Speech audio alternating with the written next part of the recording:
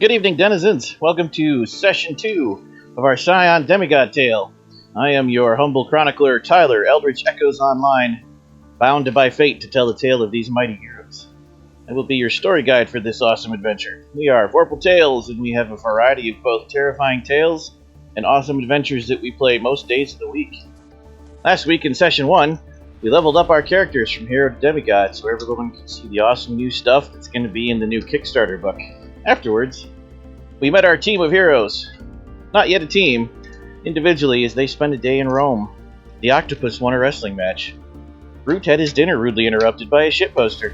Sammy had a quiet afternoon of studying artifacts rudely interrupted, and Takahiro had a tense meeting with some mobsters. Meanwhile, Eric was busy easily winning a shooting tournament. All of this was rudely interrupted by the sudden arrival of an ancient Mesopotamian demon. Who knew? And a host of Mesopotamian ghosts. Chaos erupted downtown. Then the Scions leapt to action. Sammy managed to drive off the ghost while Eric chained the demon, and using his berserker fury, pulled it back into the portal from whence it came, while El Pulpo Muerte moonsaulted the demon from the top of a nearby skyscraper. Brute forced it into physicality so the rest of the Scions could physically affect it, and Sammy blasted it with a shockwave of thunder to shove it back into the portal. The group was left together, taking stock of the destruction and of each other, as they all contemplated what nefarious machinations were behind this foul sorcery. Our cast of aspiring demigods are here, so I'm going to let them introduce themselves. Tell us who you are, how people can find you online, and who you're playing. Hi, I'm at Space Lord PJs. You can find me at cartoon.ninja. I'm here at Vorpal Tales, and I am playing El Pulpo Muerte, who is a luchador of world renown.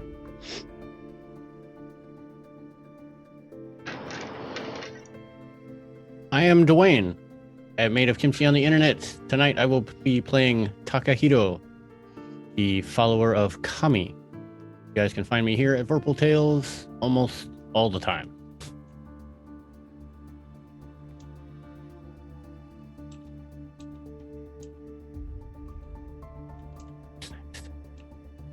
Is it me? I don't know. I don't know anymore.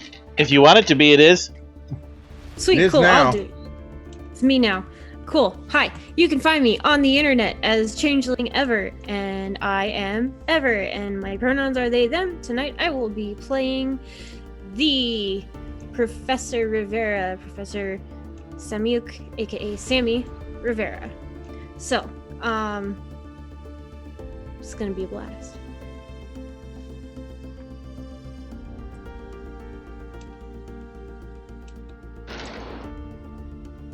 Go, Tim. Devin's always last. All right then. I am Tim. You can find me on the internet at Othellos. I am playing Eric, the Scion of Tyr. You can find me also here at Vorpal Tales. And I am Devin. You can find me online at Sort of Sullied. And I am Root. All right, Scion and go ahead. Loki. And now that you know who we are, shameless plug time. Please remember to follow Vorpal Tales on Twitch on our channel. Follow the Onyx Path right here. Like and subscribe on both YouTubes. Leave comments. When we aren't on this channel, upholding the vigil or creating legends, you can find us on Twitter, Instagram, Facebook, YouTube, and Twitch at Vorpal Tales, and on our website, vorpaltales.com. Come join our Discord. The link's on the website. And lastly, if you'd like to sub to any channel, Onyx Path or Vorpal Tales on Twitch, this is September, which means if you sign up for more than a month, you'll get long-term discounts. You should check it out. The Kickstarter for this game, Scion Demigod, is live now. It funded in 2 hours and just keeps churning away. They've blown through 7 stretch goals so far, and they're still going strong, so if you've not already, please go check it out. This game is well worth your backing. It's hella fun. A special thank you tonight to Onyx Path Publishing for always being awesome to the people who play their games, to Astro Tabletop for providing the virtual tabletop we use to roll bones and play our soundtracks, and my brother at N8Mid for an endless list of custom Astral Tabletop character sheets that anyone can use, including the one we're using tonight. And now, with all of that out of the way, let's go forge some legends. So, when we decided to start role-playing last session, you guys still had to pick your legendary titles, reassess your boons now that you had access to Dominion stunts, and buy new nags. So let's hear the cool, awesome stuff you got. El Puepo, you begin. So you want to hear the titles and the boons that I took? I want to hear the titles from all of you last because that should be hilarious. Okay. Yeah, we don't need to hear all the nags. The boons and the titles. So the boons I took, or the Dominion stunts, I should say, were from Epic Strength, Epic Stamina, and Epic Dexterity.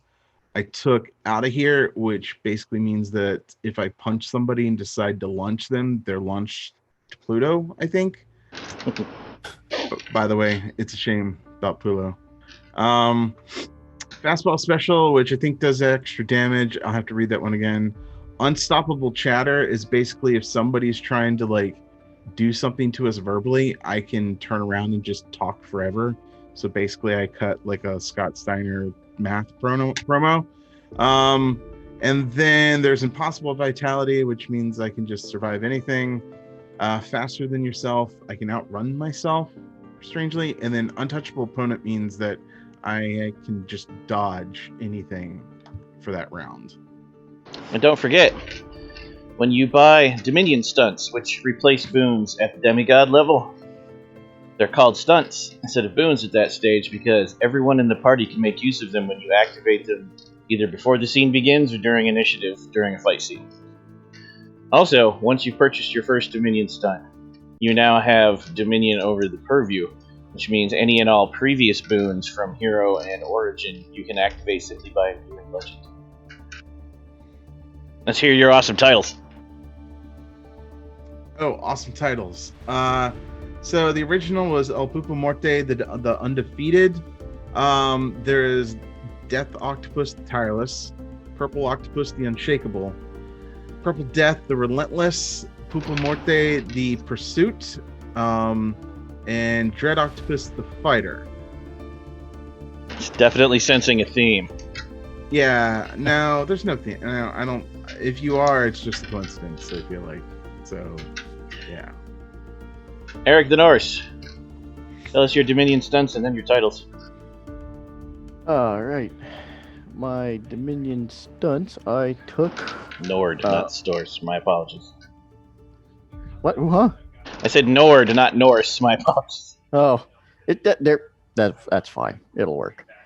My Dominion stunts, I now have Only War, which gives me +1 scale for attempts to shift the atmosphere to make violent conflict the only outcome. And then I have the complete opposite of that, which is Peacekeeping, which makes it less violent. And Violent Opportunist, which basically lets me use a rocket launcher that grapples me or a sword to kill the sniper on the building 5 streets down. Range is no longer a thing. And then we also took Controlled Chaos.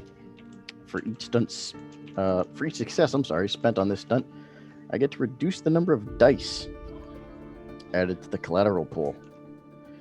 So that's going to be fun. Hierarchy of Need, which I can have any ally of my choice can benefit from any scale and enhancement bonus I possess for their next action. And Speed Limit, which limits the speed of a target, and they can't do any kind of crazy maneuvers or fun things to try and get away.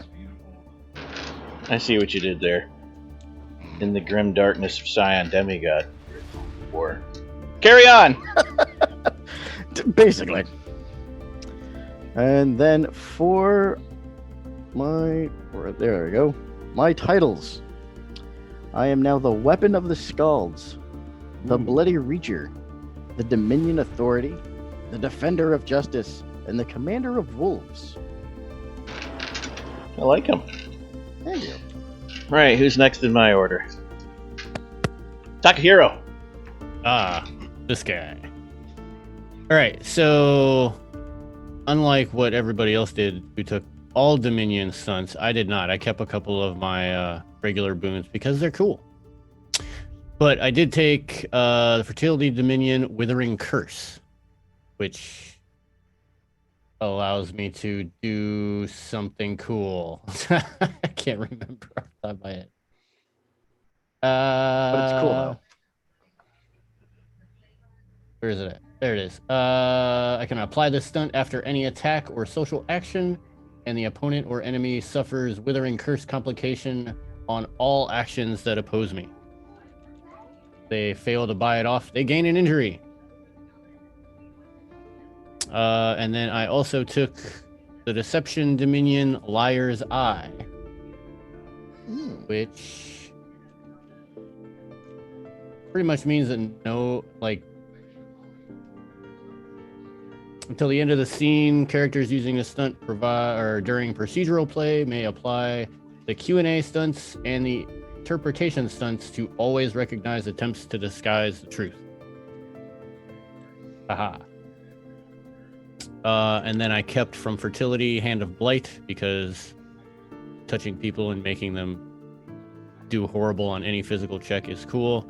And Walk Unnoticed because in a world where everyone is on social media talking about my awesomeness, I want to try and keep a low profile.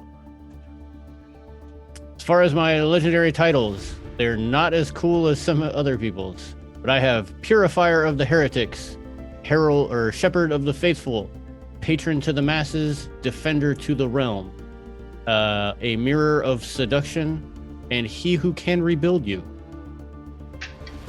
Your titles are pretty epic, I gotta admit. Those are nice. I like it. Yeah, those are wow. Yeah. Root. I am Roots. The dominions I took were the Weird Dominion, Fire Dominion with the stunt Blazing Trail, which it gives me anytime I'm rushing in close combat, I get arcing, aggravated, and brutal tags to my attacks. In my Deception purview, or domain, sorry, I took that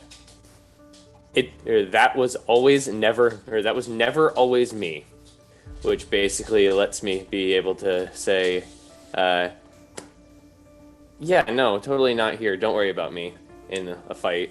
It gives extra bonuses to defense. I took Fastball Special as well for my Epic Strength Dominion, which it's I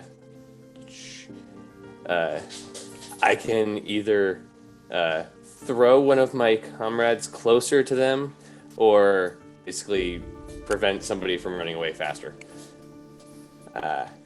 And my last ones were in my Chaos Dominion, shocker, with Bacchanal, which basically lets me make everyone say, Societal Convention? What's Societal Convention? I just want to drink and do all our horrible things that normally nobody would want to do in public, except we all do. And Endless Vexation, which basically makes it so that people get confused by dealing with me. It's my real-life superpower.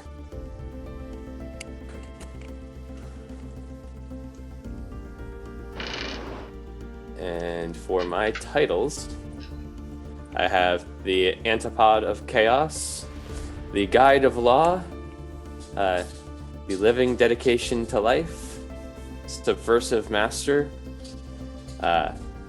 definitely not Devil's Advocate, and the Unrelenting Branch.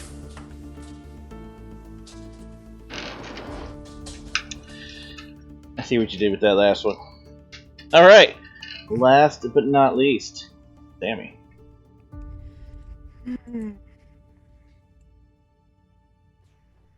I don't wanna. Oh, Is that your title? I don't want to. That is my legendary title. Yes, I don't wanna. Who don't wanna? Yes, precisely. He who cannot be compelled. Oh my god, that's canon now. Hey, and it goes along the lines of Earth, steady, unmoving, can't make me. Nah. So, where shall I begin? That was, I think everyone went over Nax first, right? No, we're just doing boons and titles. Boons and titles. Oh gosh. So your Dominion stunts and your titles. Okay, so I. Oh, we should tell them picking... too when it comes to you. I forgot. It's my bad. That for Ever's character, they chose one of the new Pantheon paths that's in the book that does not actually have any boons or stunts attached to it yet. So we emulated that by giving them Sky, Sun, and Stars, which are very appropriate for the Pantheon. Okay, go ahead. Sorry. Accurate, and I apologize for any whining that my firstborn fur son is doing. So, my Dominion stunts are pretty awesome. So I ended up picking 2 out of each of my I picked 2 from Stars, 2 from Earth, 2 from Sky, 2 from Sun. And so Stars are post cognition. Basically I can see anything that happened before. I picked now forgive me because I'm not sure how to pronounce this word for once. Sidereal? Sidereal. I think it's Sidereal, but it's funner today to say Sidereal. I like that. That's fun. that's entertaining. So let me go to the description for that one. Nope, wrong word. Good job, me.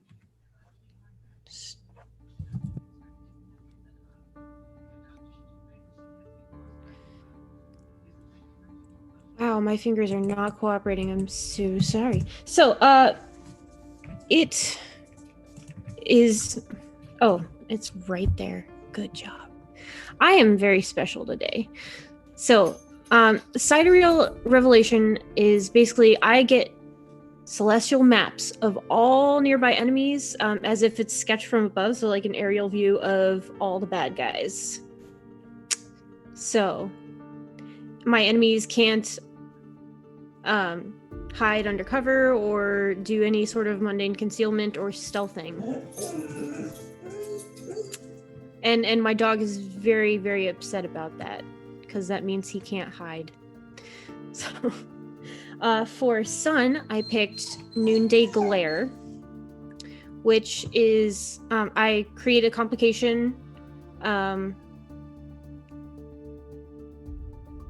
So I'm going to actually read it. In Intrigue, create complication 3 on the opposed pulls for the encouraged behavior and encouraged belief actions. This complication has to be bought off, resulting in enemies averting their gaze and leaving my unbearable presence. Or, Flynn's unbearable presence, as it were. And then... Come here, buddy. I have Solar Retrocognition, which is basically I can ask the sun, hey, what happened here? So that's pretty cool.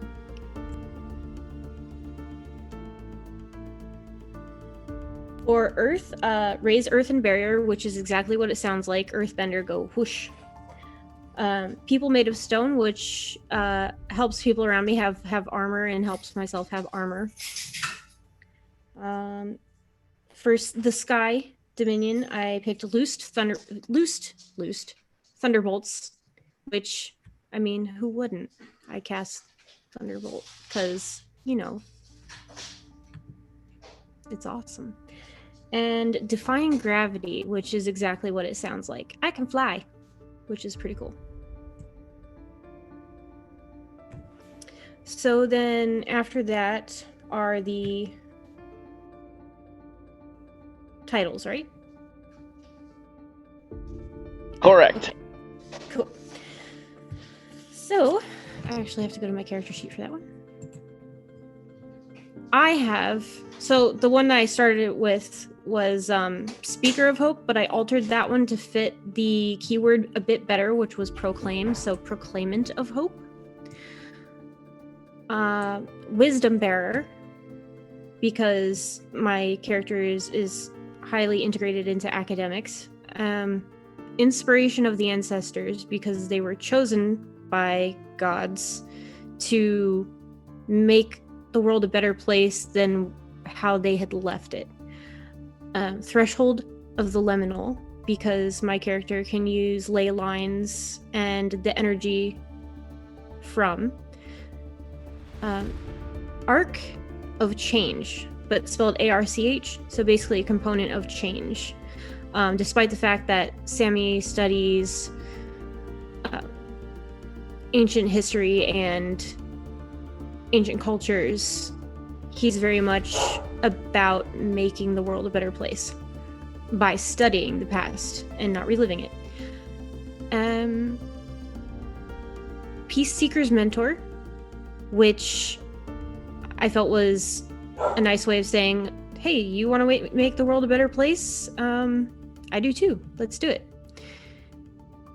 And then Teacher to the Aspirant. So basically talking about students who aspire to learn and study, the willingness to guide them to their education. Perfect. I'm a little on the boring side compared to these other guys, so. I wouldn't call it boring. Just You're different not track. boring. You did that fancy Atlantis Mhm. thing the other time. That's not boring at all. The fact that you can sit there and tell us exactly what it means you put effort into it, which is the opposite of boring. That's the whole point. So,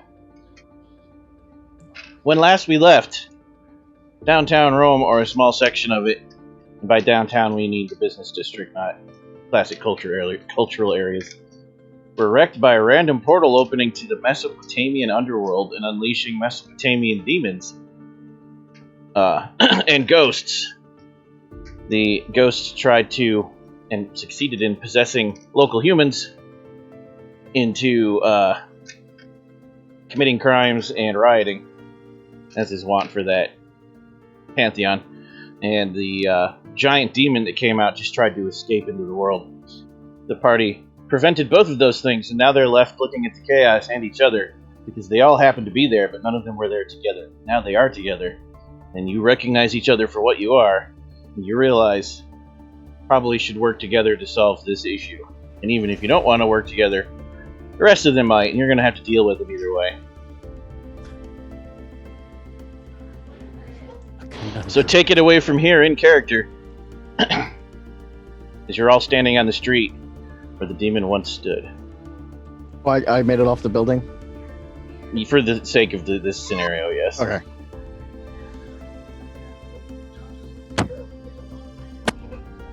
Fortune has favored us this day. Fortune, more like hard work. I was gonna go more with muscles. All of the above. Yeah, I jumped off a roof. Did everybody see that? That was cool.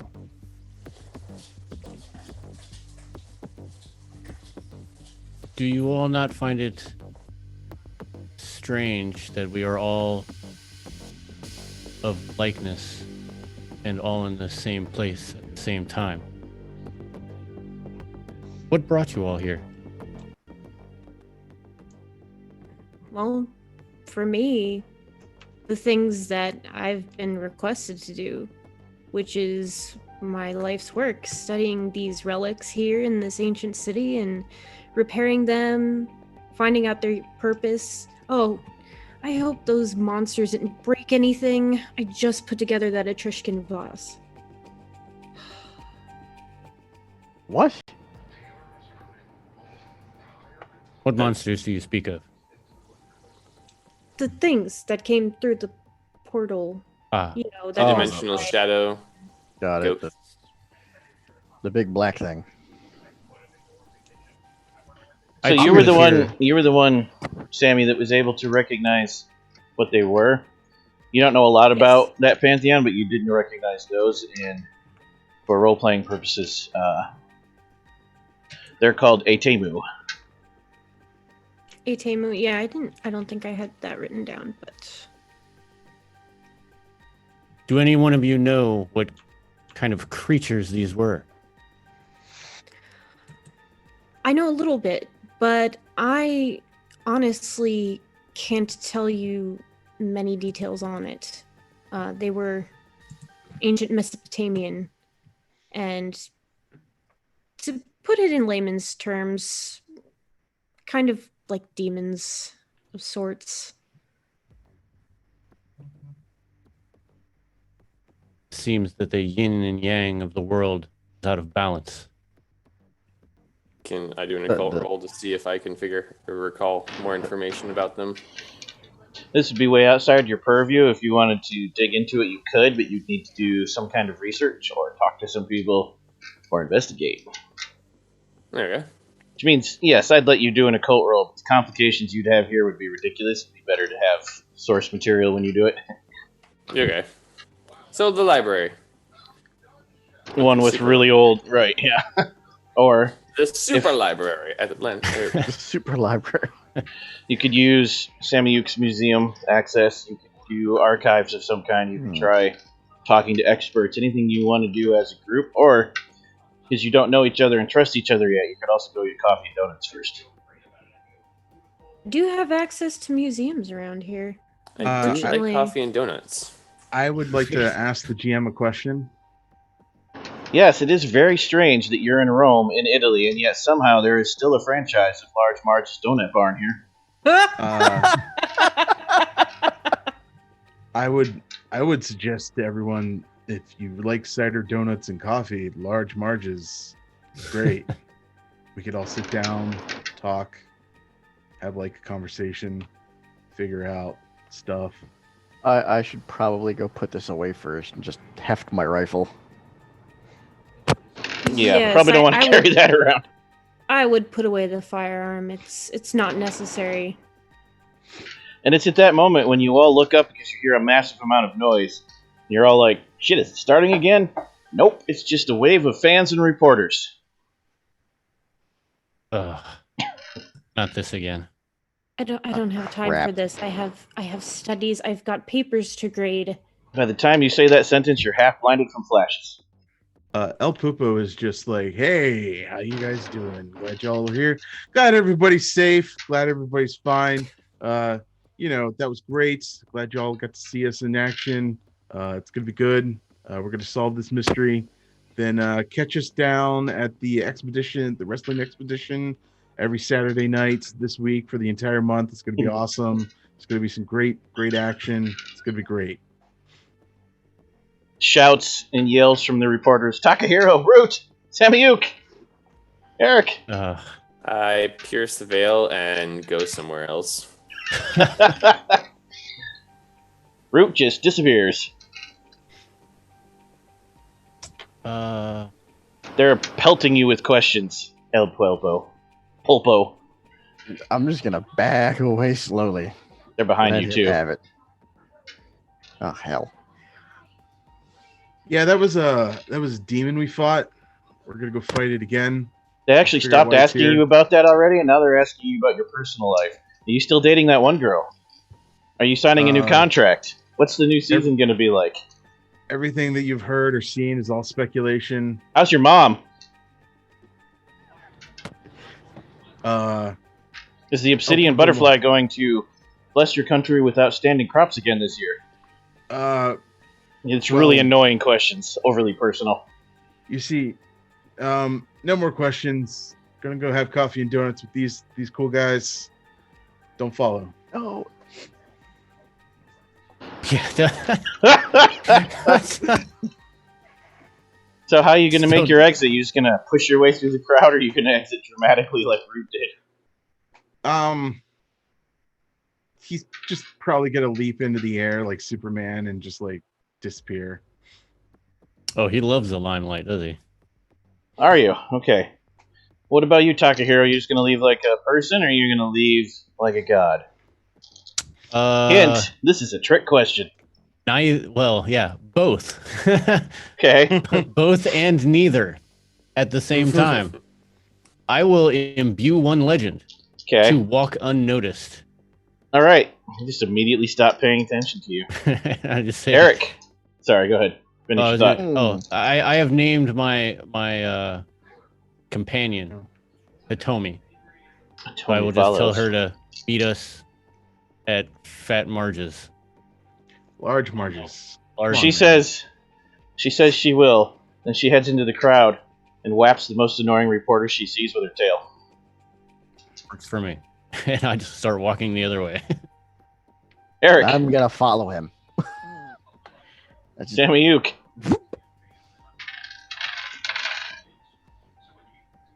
I am going to bore them with my most recent discoveries regarding archaeological finds, basically talking to them about the different types of dust that was involved that allowed me to tell what era this item came from. And it's so fascinating because just this one type of dust is the difference of 100 years of existence of a culture. So if you take it this only takes 9 minutes to clear the crowd.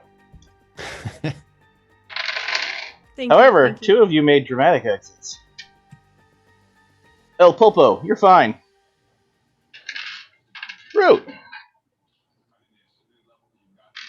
You step into the shadows and you step out of the shadows.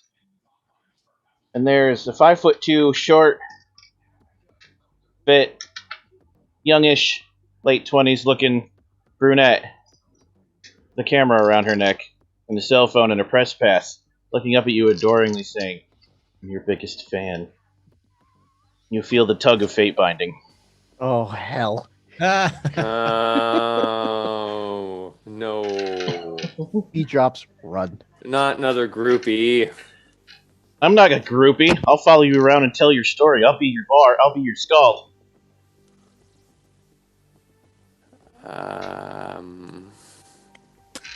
Good verbiage.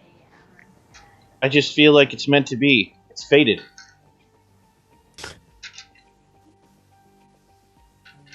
I have a different fate than what you think. I know. That's why it must be recorded. The world must know. In other words, the dice have said you're fate bound to a new canary. Yeah, I know. There is no fate but what we think. I'm telling you right here and now, I will only lead you dying, but that's not on me.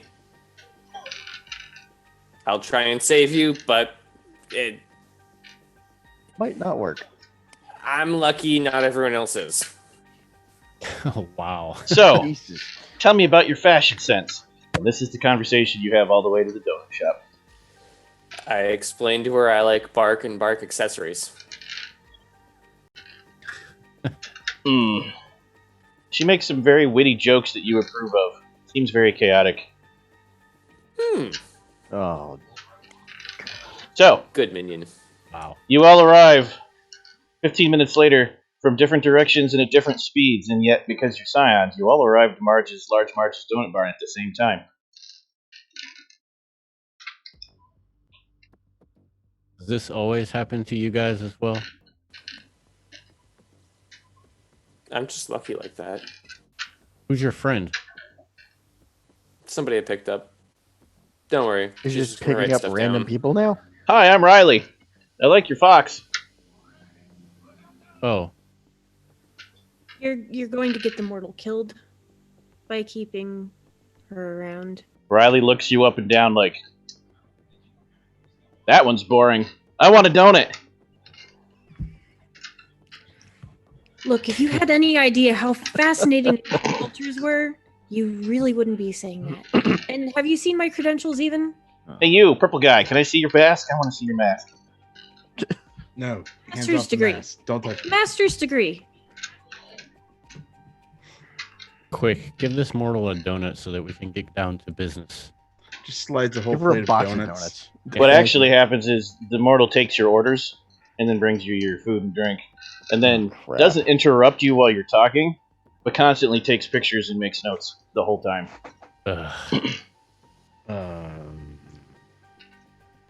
Look, I have. If you want to use my pictures, you have to contact the university. Yep, sure. It just keeps going. So, you may have your discussion and ignore the fate found mortal for now. Huh. So, where'd you say that thing was from? God, I mean, I went to school and did all that stuff too, but you really made it boring. Yeah, Sammy. It's fascinating. What are you talking about? It's Mesopotamian. That's about who? Okay, yeah, a Mesopotamian guy. Mesopotamian, which is actually what Cleopatra was, but no one knows that. Except Also, for me, apparently. before you really get going, in case you end up arguing with each other and roll dice or something, you should be aware you have 11 tension dice, and which will be your starting base tension every session, because it's the total of number of players plus average legend of the group, and you also have those 3 carryover collateral dice. Carry on. My fault. Wow. 2 of those are mine. Ah. So yes, Sammy, tell us more about. Tell us more about this mashed potato culture. Mesopotamian. I think I made a joke. That's funny. Say it with me. Mesopotamian. Mesothelioma. Whatever. Out with it. Oh my god.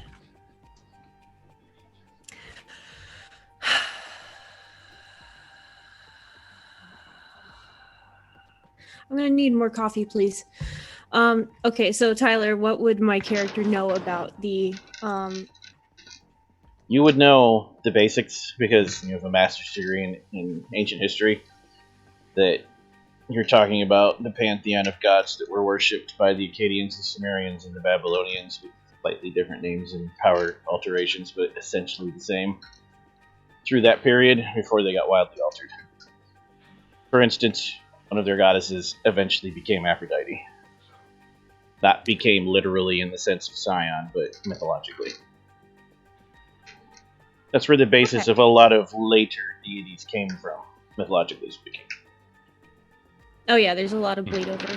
So Sammy explains this to all of them, and basically goes into professor mode, and starts on with one of his lectures that he would typically give to one of his ancient Eastern classes. Actually took one in college myself, but I forget what it was called. And it involves words like the Levant and the Sumerians and Babylon and Gilgamesh's epic and on and on and on. And it's all filled with the type of information that Tyler gave to us players. Now, with a basic... Less about... How long does this last? Yeah, Probably that's a good 20 question. minutes. Yeah, like 15, 20 minutes. We'll let you actually roll to see what you can get without needing to do research. Because a lot of this information, you could Wikipedia these days. Doesn't mean it's 100% accurate, though. So, Would I be able to help boost that roll in any way? if you think you can and convince me of it, yes. The base roll is going to be intellect plus culture. Anthropology does apply, so you get the extra die for that. Or, I'm sorry, the +1 momentum should you succeed on the roll. What?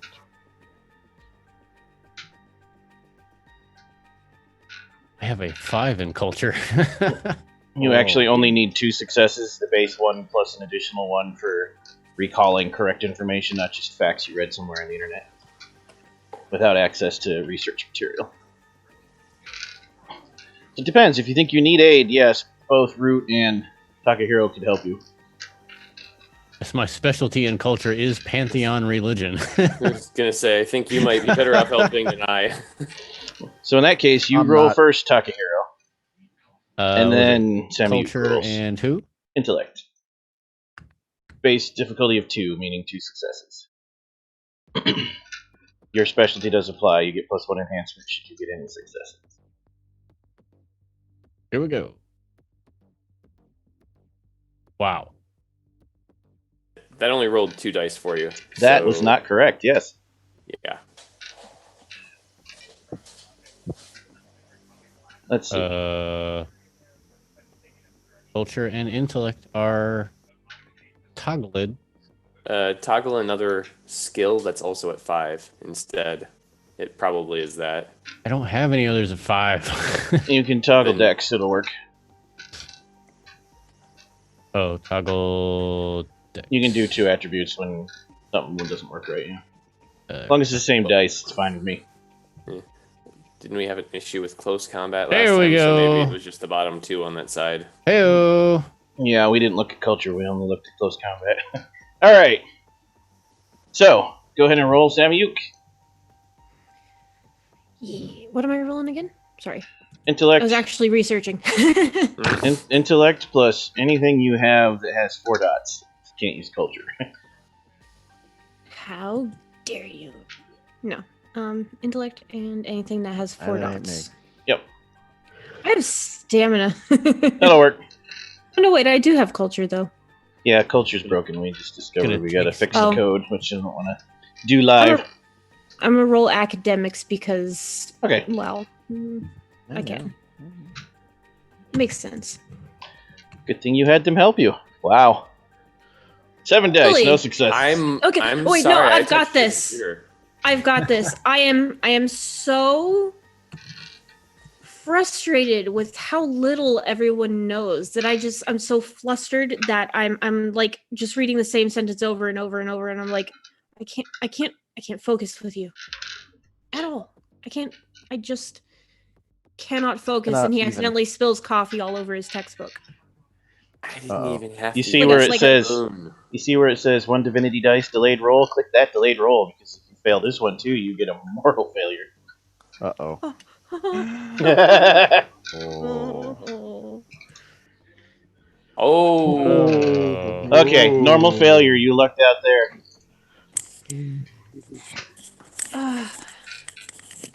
Ouch. Okay. It's all right, Sammy. I have perused over many scrolls in my time studying at the shrines. Allow me to assist. Takahiro says many soothing academic words, and you're able to focus, and you remember everything. So you're a man of intellect. That's a relief considering. So you do what know- we're surrounded by. Just reading them off his phone. And you do know the Mesopotamian underworld was strange as compared to almost every other underworld. There is no final judgment of the deceased. The dead are neither punished nor rewarded for what they do in life. Doesn't matter. Very nihilistic. A person's quality of existence in the underworld is determined only by your burial conditions. Kick you in a shallow grave, your afterlife's gonna suck. Elaborate entombment, your underlife's gonna be kind of cool, even if you're a terrible person. The Mesopotamian underworld was literally under, like most. They believed you could get there from a specific cave in a specific mountain range. It was the abode of various demons, which you would know to be essentially Titan spawn that you've heard would be real bad to have to fight. That's definitely not foreshadowing. Such as Lamashtu and Pazuzu. Oh, I recognize that name. you said Lamash and Lamashtu Lamashtu. and Pazuzu. And a specific classification of demon called the Gala that would drag mortals to the underworld. But yeah, everyone went to the same place because there was no separation based on deed. You would merely appear before the goddess of the underworld, Eresh Kegel, who would pronounce you dead, and your names would be recorded by the scribe of the underworld.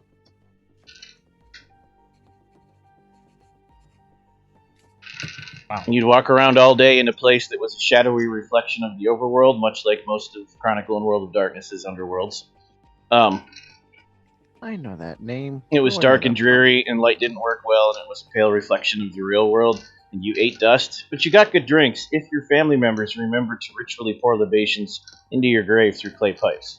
So you can still get drunk. So there's that. That's what they would do. Top score. Got that going for me, which is nice.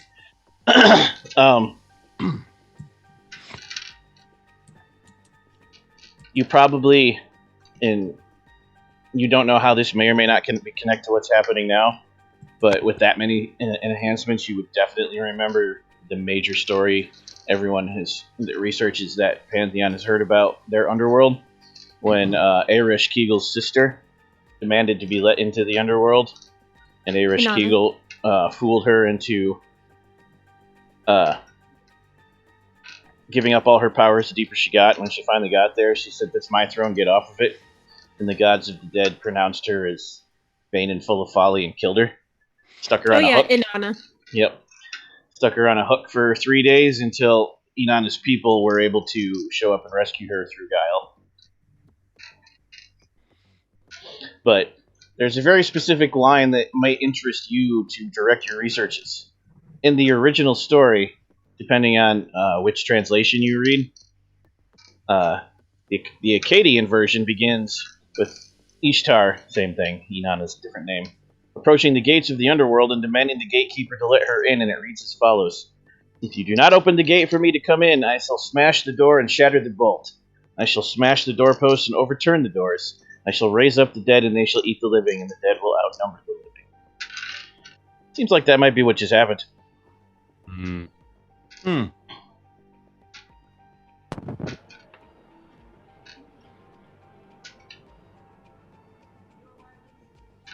So it may be apparent that someone is not letting her in. That's the only clues you have as of this moment. But you could follow the lead of possibly bickering sisters, yeah. Bickering sisters, Easter. So she ripped the door out? Is that what happened? You don't know. That's an ancient story. It's lines from an ancient story.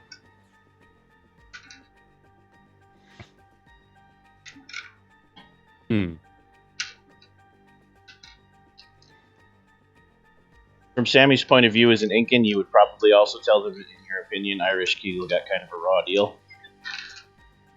Much like Hades, she was tricked into being the god of the underworld and didn't like it. And all the other gods were kind of mean to her. It's a continuing motif It where kind these of is, underworld deities are thrown into the underworld against, their will or their better judgment, or they pick it because they feel a duty to their pantheon. Ereshkigal, let's see who else. Hades, Pluto, which is kind of the equivalent of Hades, but not quite. And then you've got My Hell. sister. Yeah, exact. Well, kind of. More like your aunt. She's my sister on my dad's side. So you're saying nobody wanted the job. They got their sister, tricked her into doing it. It's kind of messed up. Well, No, pretty much. Inanna these didn't other do it. deities- It was actually a god above Inanna. It was their uncle. I mean, Well, and these other deities, they get picked on for various reasons. Like Hell, for example, supposedly half of her was decayed and half of her was alive. So, Odin saw her and he was like, I don't think you belong here. And so he cast her into the underworld to take care of it. And, it's this continuing theme that our pantheons seem to have. And I'd really like to fix that someday. And this is why you don't work with family and animals. yeah, I'm actually okay with that statement. Yeah, no kids. Well, or that, yeah. So, speaking into her phone, tell me, superstars, what are you going to do about this threat? You all forgot she was there. What the? Oh, She's very good at Man. that. I figured out the reason why I like her. Well, you look down and you do figure it out. Everyone's donuts were rearranged because you literally forgot she was there. It's good to be invisible. How did you didn't, why haven't you left yet again? I'm with him. Is she Is really? she your ward? I'm like his roots, man. I ain't going nowhere. I'm Roots. Writes that down. I give her a high five. No conniving with the mortals. Stop It's it. not You conniving. intruder. That's a high five. Don't give her a name. The science because of then a you'll high get five. It attached. goes like this. No, I know what a high five is. My name's Riley, bro. Yeah, Your play on words was unamusing. you named her? Dude, she's got a mortal name because she was named by her parents. Like, most things. Riley looks at you, Root, and dramatically stage whispers so everyone can hear it. That guy's kind of an asshole. I don't want to tell him that, 'cause he might eat me. Thinking. No. The Incans will just sacrifice you on their pyramids. Oh, that's right. Don't You're rip my thinking heart out. You're thinking Aztecs. That is. That's. I don't think you should be talking like that. That He is. might be Aztec. She looks at El Popo like it's the first time she's really seen him. Her face lights up. She immediately starts talking to you about New Japan. She knows everything. Every fact is memorized. Whoa. Knows your entire record. Wow. Super fan. Nice to meet you. He signs a napkin and hands it to her. She's gonna keep that napkin. That's worth money. Cool.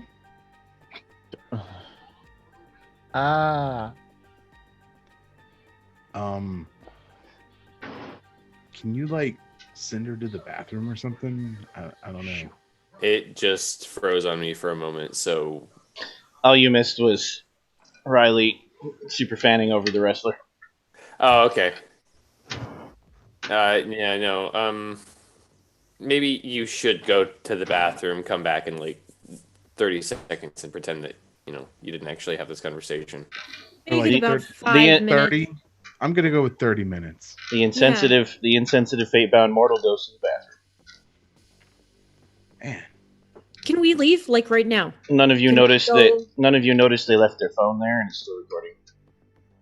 No one notices. Oh. Carry on. Can we go back to my workplace as long as you don't touch anything? Where is your I've got- workplace again? I'm working at the museum up the road, dealing with the Etruscan relics. Yeah, sure. Let me just leave the One of you the cares mortal about. a note. No, don't leave her a note. No. Don't Why are do you leaving notes? Don't leave her a note. She's We have mortal. important things. She's From the phone, no one noticed. Oh, I don't need to know. I'll meet you there. what the? that. Could you not? How the hell? Okay, Good look, human. we are not going to my museum. Okay? Yeah, you're right. We are Let's go to your not museum. going to my museum. Right? Right. Is We're there gonna anything- go Up the road. Why we're are- gonna It's yeah, up the we're road. gonna go to the luchador arena, where the obsidian butterfly man practices. And we are not going to the Right. museum. Order 2 dozen donuts. Step outside. On the house for Thanks. banishing demons. Still slides him like a 20. More super fans, but not fate-bound. So Sammy Good. approves of you still paying. you switch scenes. Riley is not in this scene now. Thank God. God. Or is God. she? Oh Dang god. it, Tyler! So, you're back at the Museum of Natural History in Rome now.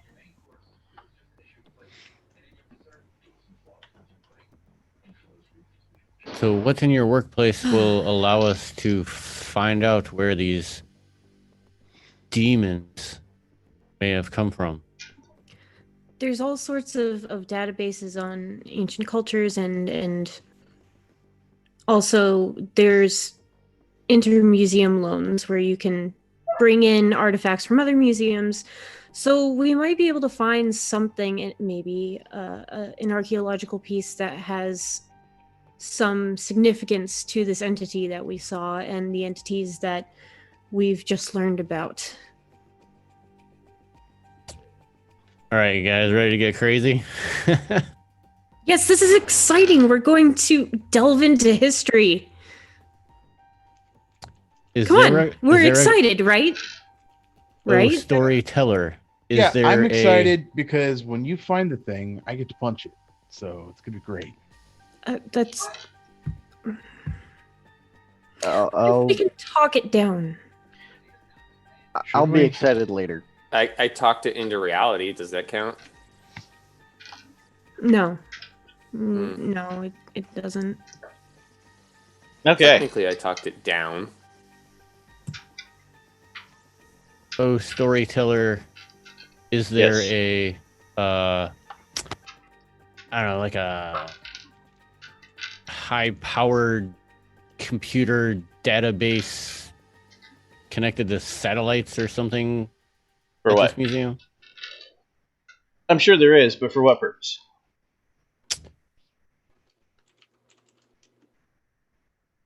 So we're gonna get a little crazy. What are you doing? Takahiro is gonna walk over to the computer. He will sit down and he pulls out 2 incense from his jacket.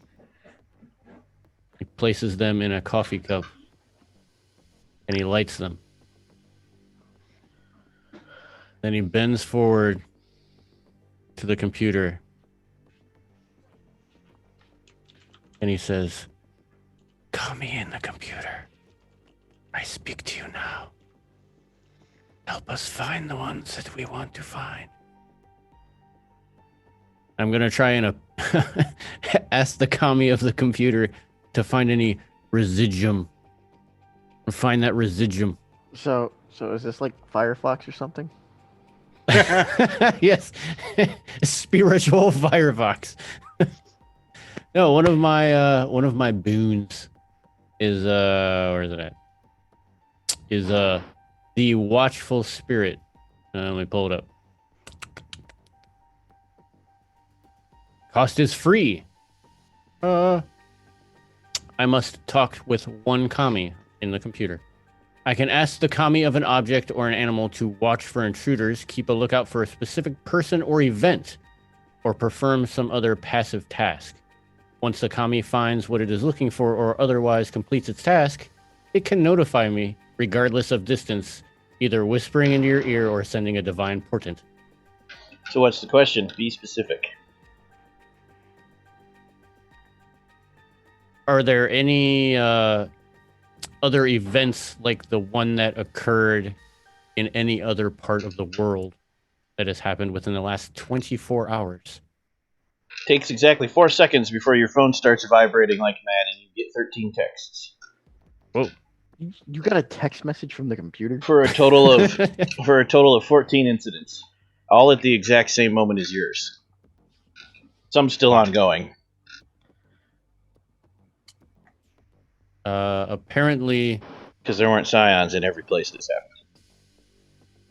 The spirit of the computer tells me that this is not the only location that this event has happened, but it has actually happened in 13 other locations. Also, you would be smart enough to know those are reported locations. Yeah. Reported locations.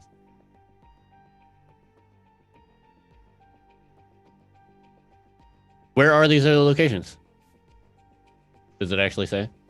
Yes, but you find no pattern there because it's not actually part of it. Spread out all over seems random. Talk to the machine spirits now. But it definitely does seem like whatever held the Mesopotamian underworld in its place isn't there anymore, and they're just leaking out.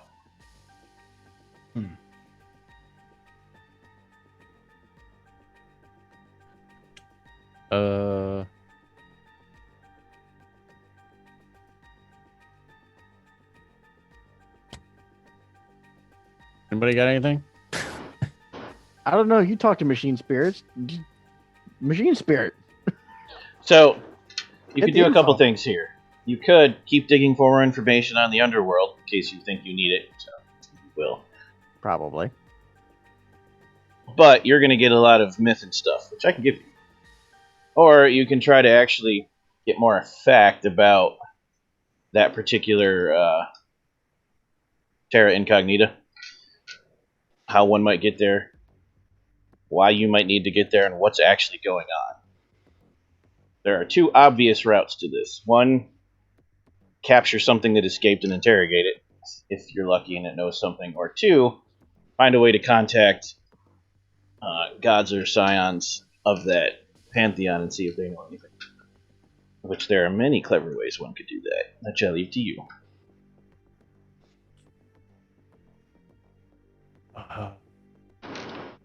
Or both.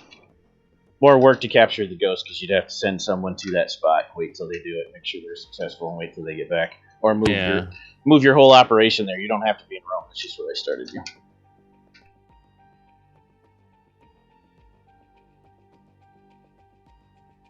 So I could ask the kami again to find me a scion of that pantheon. Yes. If none of the other four can come up with something, we'll do that. We'll see one of them can do something cool. If not, yeah, you can. Well, I mean, I could cast some runes to be able to either determine how to enter, where to enter, or point us in the direction of somebody who can tell us more than just the runes could. Yep, you could even work with Eric on that. Since you can both do that. Yeah, we can. So tell us how that works mechanically.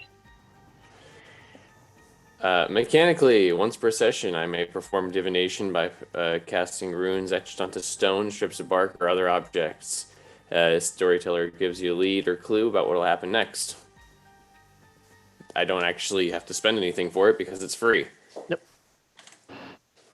Let's do a dice roll, because if you get lots of enhancements, you can have more than one clue. What do we want to do? Okay. So to do this, though, as far as roleplay goes, I walk up to Eric and punch him in the arm and say, "Runes? Runes. Runes. Runes." And I watch. This is fascinating. So you get 2 clues each, or 2 clues total, for free, no matter what, because you're each doing it. Okay. And then I want both of you to roll occult plus intellect. And for any successes in excess of 5 that you get total, I'll give you more clues. Okay. Do I get a bonus dice for my Norse specialty? Yes. It's not a bonus dice, it's a bonus enhancement, but it will end A up bonus being the same enhancement. thing, yeah. Okay. And Roll your divinity dice. Okay. That's 3. Go ahead, Eric.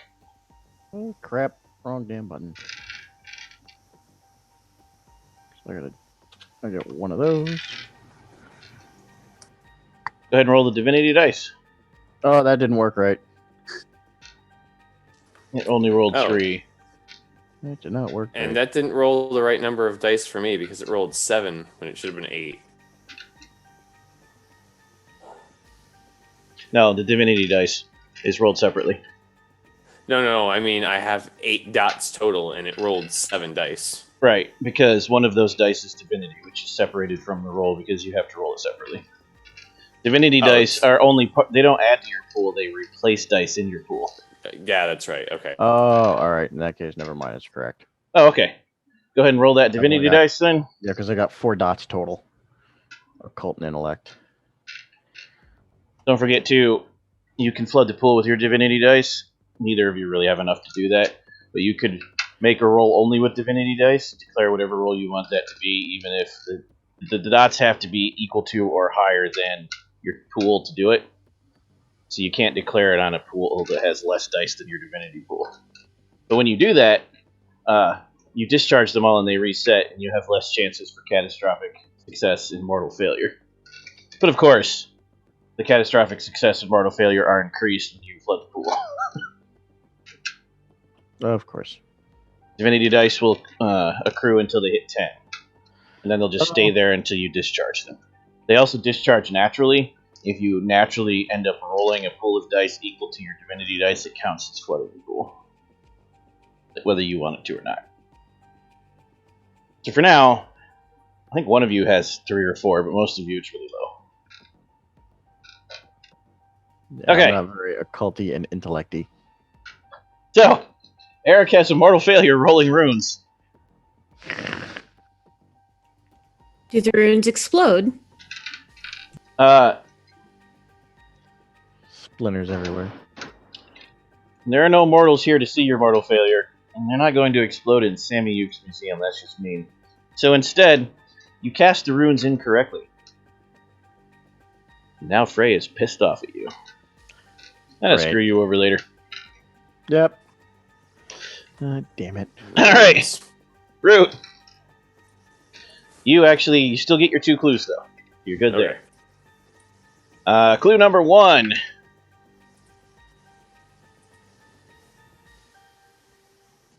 Switch to the right document. Clue number 1. The gates have in fact been broken open to the Mesopotamian underworld by Inanna. Clue number 2.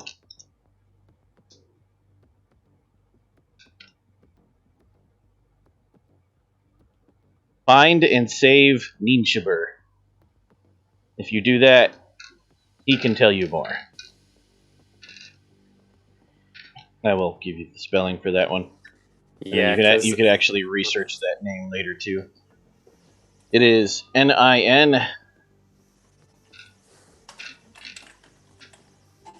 Mm-hmm. I scrolled too far. Shubur. Ninshibur. Okay.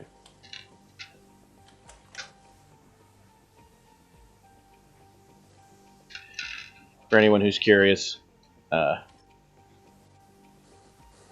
Sumerian pantheon pronunciation, I's are E and E's are A. And now you can pronounce all those words.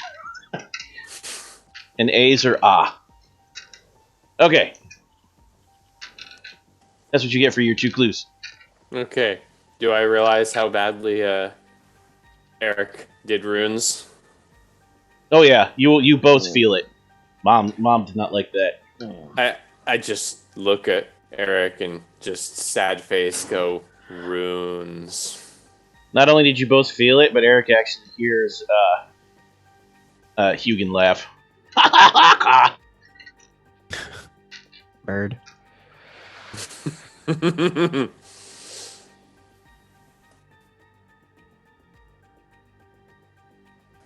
So I informed this to the party. So the gates have been opened.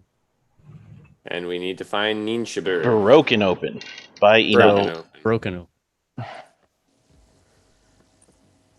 Where we might... Do you know where we might find this individual? That needs research. He doesn't get that from his runes. We need to find Ninshibur. That's what the runes told me. That's all I know. That's fantastic. How would you feel about maybe going to a trip to a museum in Iraq? You know, that's the Mesopotamian region. We could really, really, really get some research done there. They've got all those artifacts and I've got... No. Hey, focus. We're trying to research one thing. We can do that somewhere else. There's Google. What? No, that's... You have unless Wikipedia. you're using... No, oh, you did not just... Hey, it was good enough for my college papers. It's good enough for this. The cradle would of have- civilization would be a good place to start. Failed you. Africa? Well, yes, but also no. That's the cradle of humanity. That's where humans came from. But the cradle of civilization was actually the Iraq-Iran area. That's ancient Mesopotamia. We should go there. We really should. We could find out so many more things. And I could get my work transferred over there. I'm pretty sure there's some assignments that my university would want me to cover over there. And I'm all In the for middle it. of that sentence, El Pulpo Muerto falls out of his chair and goes, huh? What? Huh? Sorry, I nodded off. Where are those donuts? Yeah, this all sounds great. When you guys decide you need me to neck hold, choke hold something so you can talk to it, just let me know.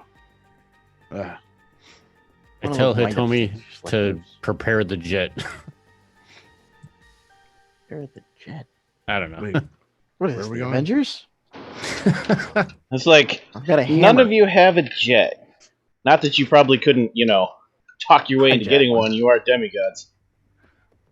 Why do we need jets again? I just walk places. Can you take us with you? That would be cool. Why would I need to take people with me? You know, I'm I'm about to walking. tell you to be like a tree and just leave. So you actually do want to go to Natural History Museum, the best one you can find in Iraq, to do the research, because you will get bonuses if you do. Make like a tree and get out of here. I think yeah. I think we I should. think I the love phrase those guys. is leaf. Make like a tree and leaf. That doesn't make any sense. All right, to the airport. We're getting a jet. Love flying. You all look out the window. There's a stretch limo parked in front of the museum. Huh. Riley, Oh, who's thanks, been Riley. Riley, who's standing next to Root. Root says, Yeah. "Thanks." Riley says, "I got to ride, you guys. Got a jet. I got a jet too, but we got to be there in an hour before it takes off." How did you get in here without a badge? I was here the whole Why, time. why does she need a badge? I charged it to the museum too. Come on, let's go. Her and Root go outside. No, wait. This is there's supposed to be credentials. I have a badge. You have to scan. You weren't with us when we. The door shuts. Never mind. Never mind. I'm gonna need a lot more coffee. I simply shake my head and walk outside. You seem really tense. You should get some exercise. Have some That's- tea. You know, I don't care where we go as long as there's more of those donuts. I'm happy. Oh, right. You tell that weirdo to stop at the donut shop on the way to the airport. I'm sorry, Dwayne. What was your box lady's name that we gave her? Hitomi. Hitomi looks at you and says, "I like Riley. Can you hang out with her?" You can hang out with her if you no. want. Do we see his? She goes, Yeah. She goes, pecks you on the cheek and runs out to the limo. She's just always there. She doesn't say much. Yeah, that's his birthright. He didn't go as relic, he went with companion. But started out as animal companion, but then we're like, you actually need the thing you represent, so it became a guide.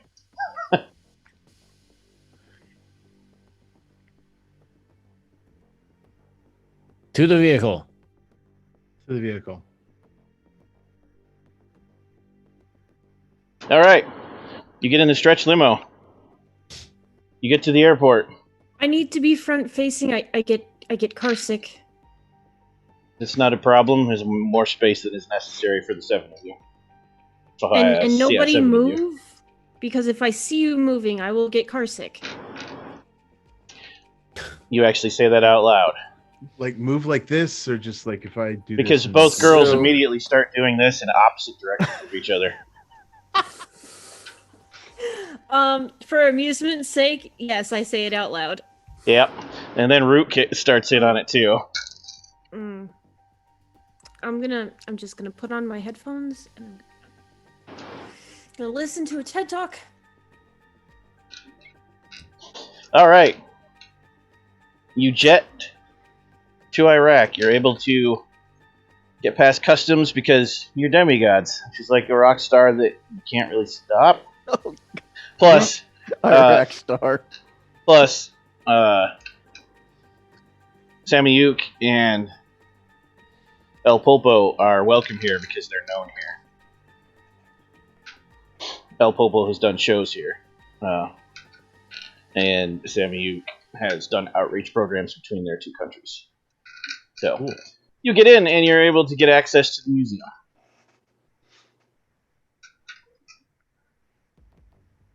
So you're now in the Iraq Museum of Natural History. I assume at least one of you has a knack or purview boon you can use by imbuing legend to speak the language. Or one of you natively knows, which is unlikely, because none of you are indigenous to this region, knows the language. I have I believe it is Pretty sure you've got one. either perfect poise or cipher. One perfect poise is hero, and then cipher is immortal. I have to look them up. Cipher sounds right. But Cipher yeah, let's and check them. codes. Yeah, I have something too, I think.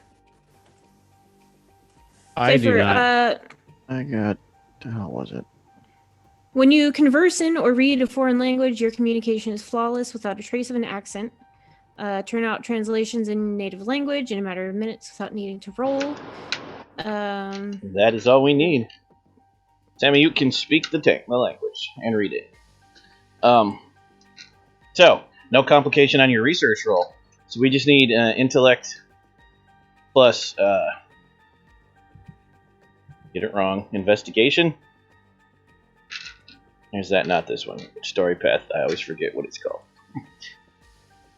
Academics? Yes, thank you. Academics. Intellect plus academics roll from Sammy. On it. And your history specialization does count, so you'll get +1 enhancement should you succeed. Oh, sweet. Should I succeed? I mean, Would I be able to assist at all? If you have the same skill, yes. I have a experienced traveler, which gives me a boost to getting to understand languages. This is for actually doing the research, not for speaking the language. Okay. 4 successes. Maybe I don't need it. Yeah, never mind. Roll your divinity dice too, in case you get a catastrophic success. Nope. Oh. Makes me a little sad. That would have been Okay. amazing. 4 successes. Needed 1, so you got 3 enhancements. Okay. 1. You cannot simply go through one of the gates to get to the underworld. You will have to go through a gate that's still open, but you'll need a key. You'll need a key to the Sumerian underworld. In the legends, they have to give up something precious to them that they wear or never take off. Jewelry, clothing, something very precious to you, you'll have to give up at the gateway. Also, when you lose the item, you'll lose some power attached to your character until you get the item back. Meaning you're weakened to pass through. Luckily, you don't have to give up 7 to get through 7 gates, just 1 to walk through the portal. 2, the person you're actually looking for... Oh, switch documents again. The person you're actually looking for, Nin Shubur, is part of the story. And you'll be looking for essentially another demigod Scion. Just a very ancient one, not a recent one.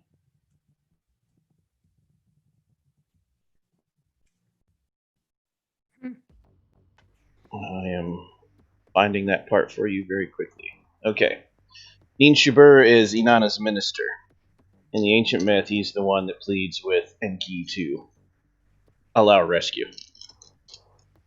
Which means if he's there, it's probably bad. Because Big Sister, Ereshkigal, does not like him.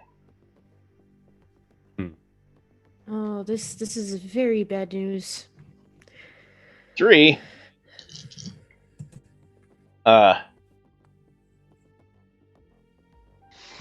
there's more to the story. When Inanna was resurrected and came back to the world, Ereshkigal sent demons with her, saying you must be replaced. You can't leave unless you bring someone to be in your stead. Number 1, if you go through that gate, you're not going to be able to leave unless someone stays for you, which would be a fate bound. You all have them. You'll have to give up a fate bound, which will have effects on your characters to leave when you're done with the mission. Like, we each have to give up a fate bound? Yes, you cannot leave the Mesopotamian underworld once you go in without someone staying in your stead. Can I just borrow Kylie for a second? Nope, you gotta use one of your own. gonna ask that question again just to see if it. Okay. You didn't ask it again. Oh, can I borrow Kylie? No. Okay. But you tried. Right. So, That's 3 out of 5.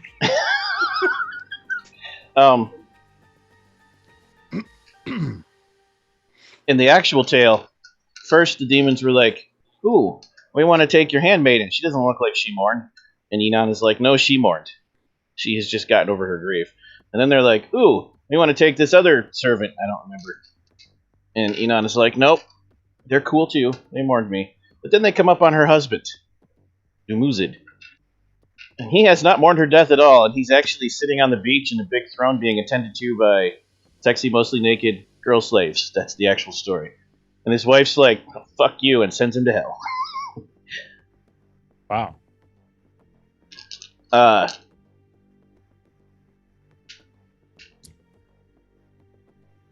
You may want to ask about that. There may be a hint there. There may be something important there. If he's still there, maybe he can help you. Maybe he's part of the problem. Cheating husband's usually an issue.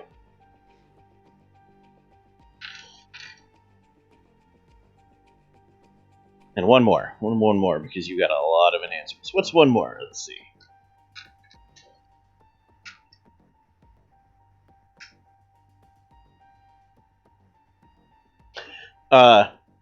Dumuzid is allowed to leave the underworld.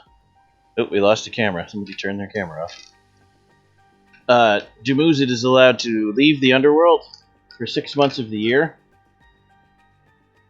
In exchange for his sister taking his place. They swap places. It's kind of like how Persephone can leave the underworld occasionally. Except there's got to be a replacement in this case.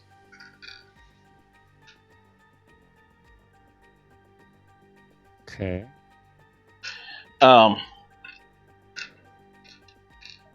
Name, getting you that name.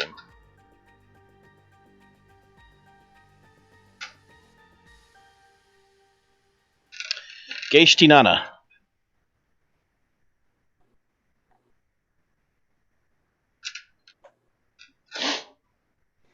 Those are the 4 things you get from your research.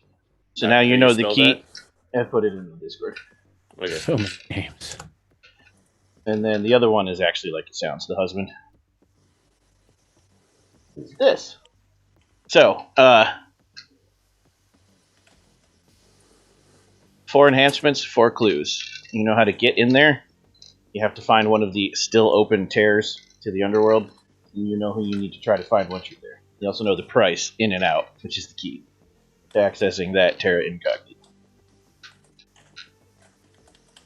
You can still do more if you wanted. You could try to do sacrifices and reach out to one of the goddesses if you wanted, or you could just act on this, or any other clever idea you come up with. This is where you're at for now.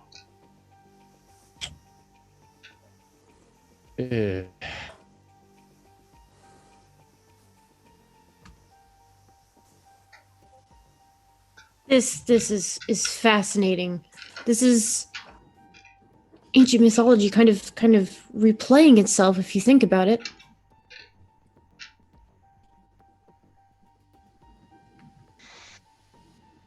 Is no one as excited about this as I am?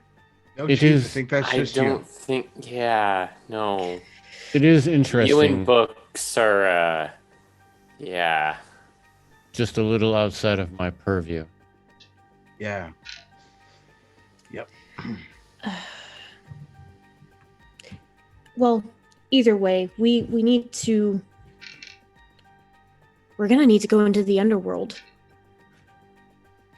Do you realize how incredible that is? Yeah, gonna be awesome. Good at fights and underworld stuff probably. It's gonna be This great. guy just wants to fight everything, doesn't Yeah, it's going to be awesome. You're going to get people near and dear to you killed. Great. Oh, wait, what? What? Who? What? No. You have to leave Bad. someone behind, remember? Can I just leave my pants behind? Nope. Well, yes. You also have to leave important things to you to get in. And then you have to leave a person to get out. Oh no. The most important thing to me right now is my most recent research paper. I spent an entire year on that thing. The edits and the peer review, and that's... my brain's going to explode. I'm gonna have to rewrite that whole thing.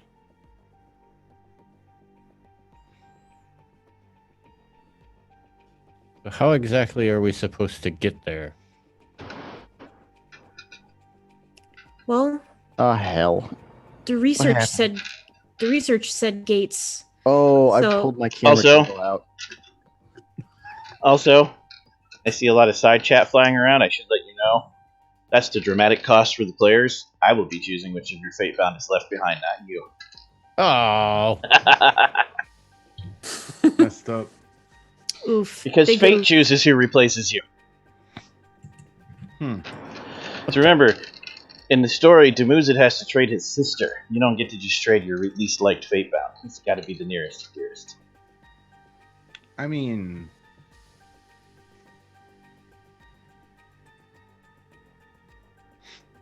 But don't worry, Dwayne. Your Kitsune is a birthright, not a Fatebound. It's not going to be hurt. Okay. So yes, you can decide now if you just want to find one of those open portals and head in, or if you want to try more things before you go.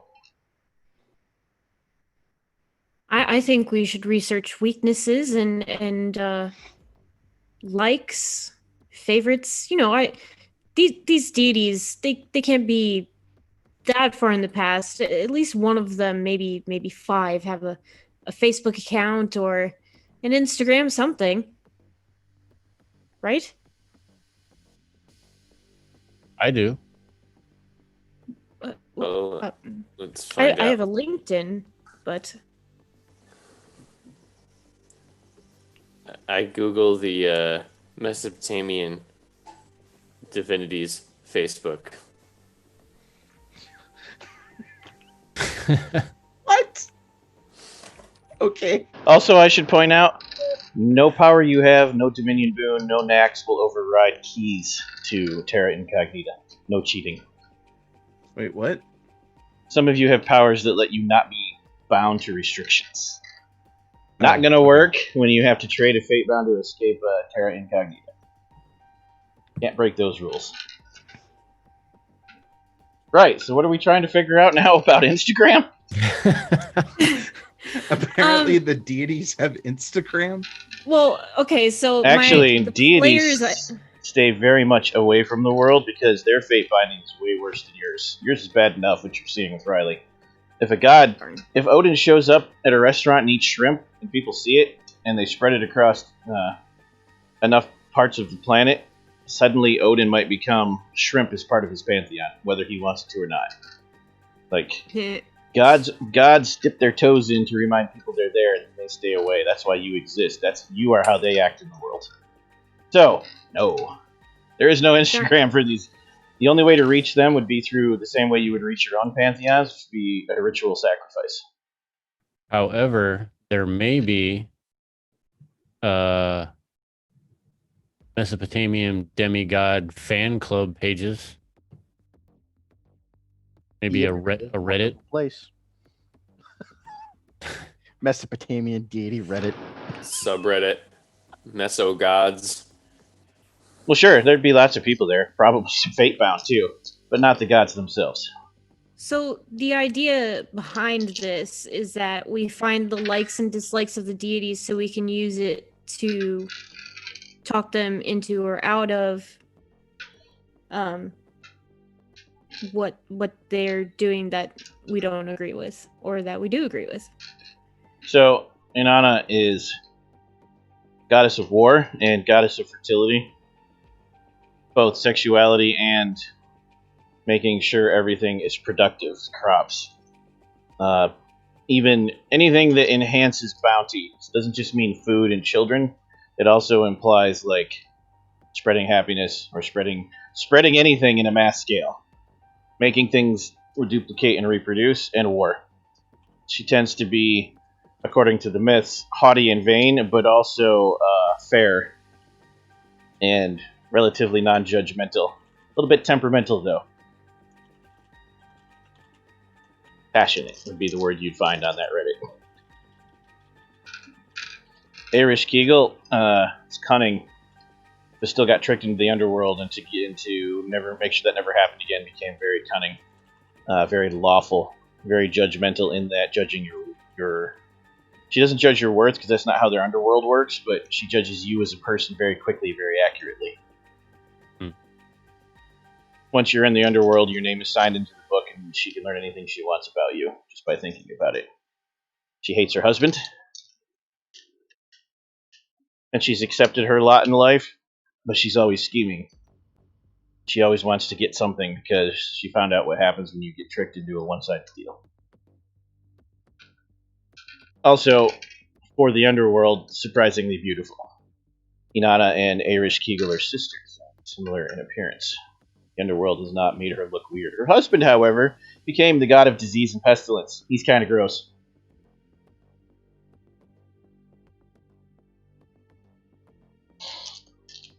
She doesn't hate her sister. She doesn't trust her sister. Inanna doesn't hate Irish Kegel, but thinks she's better than her, even though technically she's the little sister.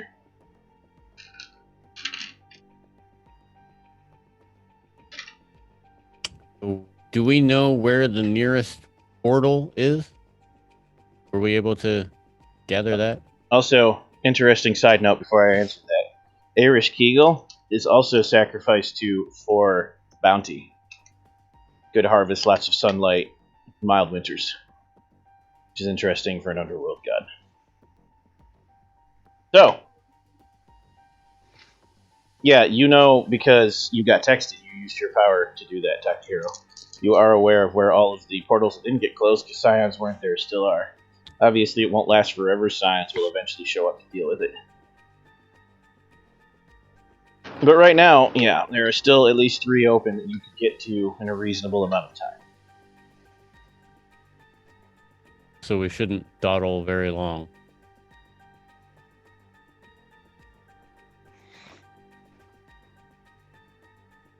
Has everyone chosen an item that they're going to leave behind? I don't really have a choice. It's the only thing that's special to me right now. A book? My research paper for the peer-reviewed journal. I would also like... I'm sorry, it's so thick, I thought it was a book. I would also Thank like you. El Pulpo. As the guy always looking for the best advantage to win. To roll, cunning, plus survival. I want to see if you notice anything in all those books that Sammy made you all read. Oh wow, I have no survival. Let's not do survival then.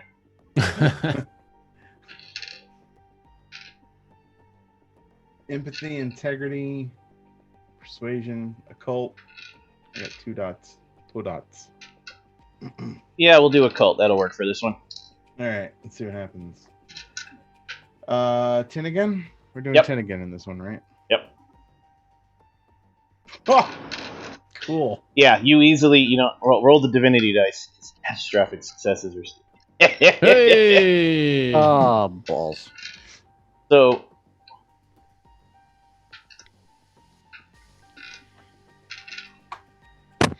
catastrophic success means you succeed beyond your expectations, which has 2 meanings. 1, it's really good, and 2, it's more success than you actually wanted.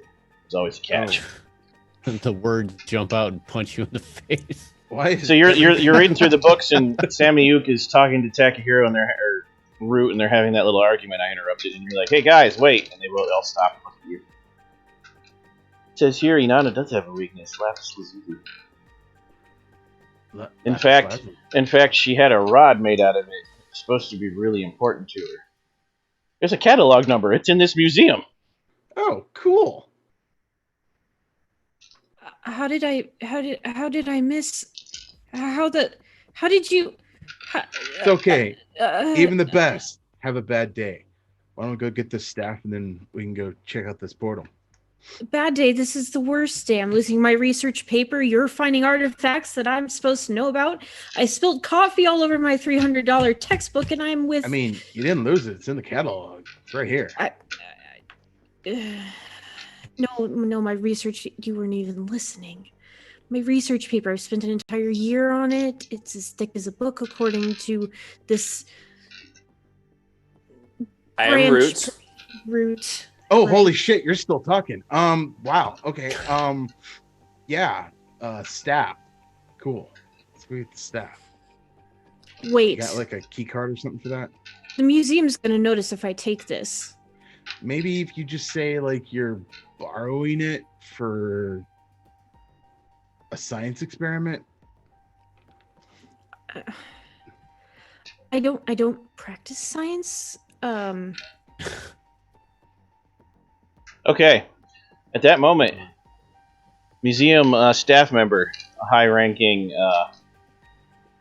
curator shows up, holding a very ornate wooden case, walks right up to El Pulpo and hands it to you and says, "I don't know why I'm giving you this, but I know you need it." Somebody just walks up and hands me the scepter. It's in an ornate wooden case. Oh, We don't know what's the scepter. cool. Oh yeah, he knows. It says it on the box. Scepter of Inanna. Yeah. Cool. Just here's the box. What's It's in the it, Rob? box because you can all feel the power resonating off of it. It's containing it. Ooh. It's a relic. Please tell me that you signed all the paperwork to sign this relic out of the museum. Please. Blank stare at all of you. I don't know why I did Blank, that, blank. but I don't care. I'm going to have lunch now. Wanders off. Good job, Paperwork? Plupo. Fate doesn't care about your paperwork.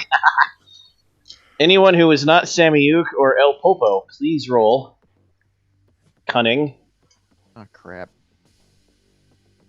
I'm gonna get fired. Cunning and Subterfuge. oh hell. And subterfuge. Yes. Is this in relation to lying? No. This is in Okay. relation to noticing stealthy things. Okay. Rolling out of Okay, 5 successes. Okay. God. Do I still have a Do you want me to roll my divinity? You have to.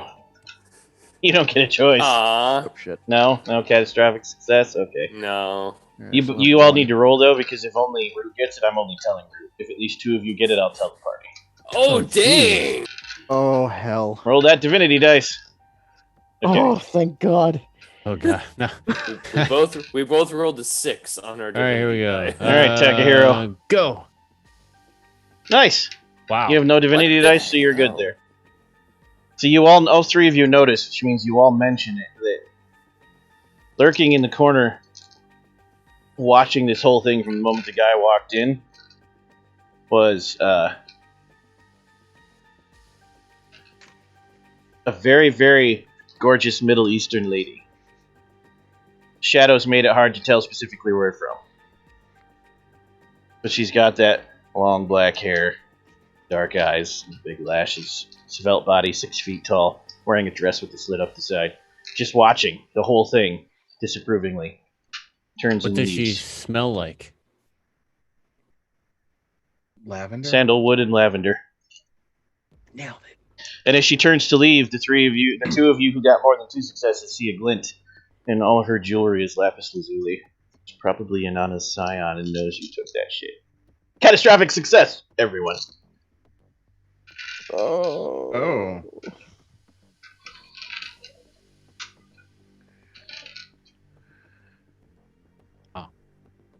Just can't stop saying wow. That's how you know you're playing Demigod. That's how you know you're playing Scion. Say wow all the time. Wow. Ooh. Yes, you have the scepter now. You can feel the tug of fate, and you realize whichever of you opens the box and touches it will be fate bound to it. I should probably be the one to do this because this is I will owe the museum if actually you know what? I think our wrestler friend should take this. I think I think the Yeah. room here should get it. I. He knows more about this stuff than we do. What if we? What if Sorry. we? Rock paper scissors. Right. He's onto something. Yeah. I think we should do We a gotta rock, draw paper, straws. scissors. Turn Yes. drawing Draw straws. There's plenty That's around it. here. I'll be the one to, set it all up, guys. Don't worry. So shall we roll a randomized dice to see who gets the straw? If you actually want to draw straws, I will roll. Yes. Yes, let's do it. Who's up All right. for it? I would like to be So- the one that actually sets it up, so my character specifically is making it so that I don't have to. If your number comes up, I'll make you actually imbue legend and use powers. Okay. Because yes, that would work in this case. It was not you, though. Takahiro. Oh. Pulls the short straw. All right. Oh man. It's obvious I was chosen for a reason. Yeah. Is this D10? I mean, fate said so. You gonna take it now, or wait until you think you need it? I will wait, but I will You take the box. Yes. Okay. Now what?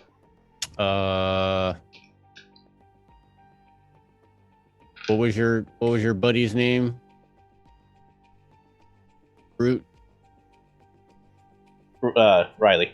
Riley. Yeah, that one. Yes. She acquire us another plane to the nearest portal. He looks over his shoulder, and Riley's standing there. What? Oh yeah, I did like 10 minutes ago. How the Like a human Uber. Yeah, she's got the badge too that Sammy was talking about. When you say human Uber, your Kitsune and her are standing next to each other, and they whisper while they're looking at you, smiling Takahiro, and they both giggle. I'm used to this. that I don't care who you are. That's not good. All right, guys. I'm ready to go if you are. You mean you're not going to test it now? No. Whip it out? No. What if it breaks? What if it chips? What if it gets smeared? I don't know. Don't. Then it is. Smeared. Then Don't if that happens, look then at it's it. obviously a fake. If that happens, Don't touch it. Don't look at it. Don't even think about it until we absolutely have to. I'm not worried about it breaking. This is a relic of a god. I'm worried Yeah. about it breaking me. Also, the Good- museum's good, more probably got reason. insurance or something. You got life Only if insurance, the right? paperwork is filled out. Proper avenues. It's there's. Better hope you did that. Anyway, I produced a piece of paper that has the word paperwork, and the paperwork is actually filled out. And I say, there you go, your filled out paperwork. How did you? Who signed these?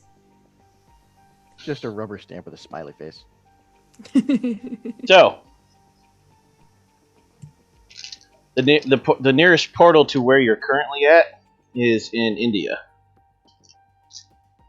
in the southern part of the subcontinent, down where all the really nice islands are, towards that area.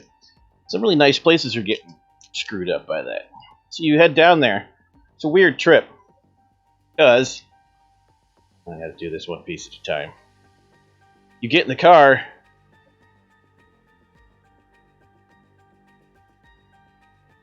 And El Popo, the driver of the Uber, gasps. Normally you don't even pay attention to the driver. And he lowers the window and he whips around and looks at you. And it's... Did you pick a name for your old tag partner, or do I need to make this up and make it amazing? you got to make it up. It is. Amazing. You got to twist your wrestling knowledge on this one. It is El Merte del Diablo the Supreme. Your old tag buddy. He's got a little bit of a belly now. He's been into the beer, a little jowls, Okay. but he's still got the muscles. Wait, he's he's like- the driver? Yeah, he's like, "What are you doing here?" And you're like, "What are you doing here?" What are you doing here? Are you I mean, a cab What are we driver? all doing here? I was just doing this for some extra cash. I'm here for, one of those Hall of Fame shows, and then, like, I was bored. I didn't want to get drunk, 'cause you know what happens when I get drunk. Pick up some Uber drives. Uber, you can work anywhere. Where are you going? I should come with you. Wait, no. You shouldn't.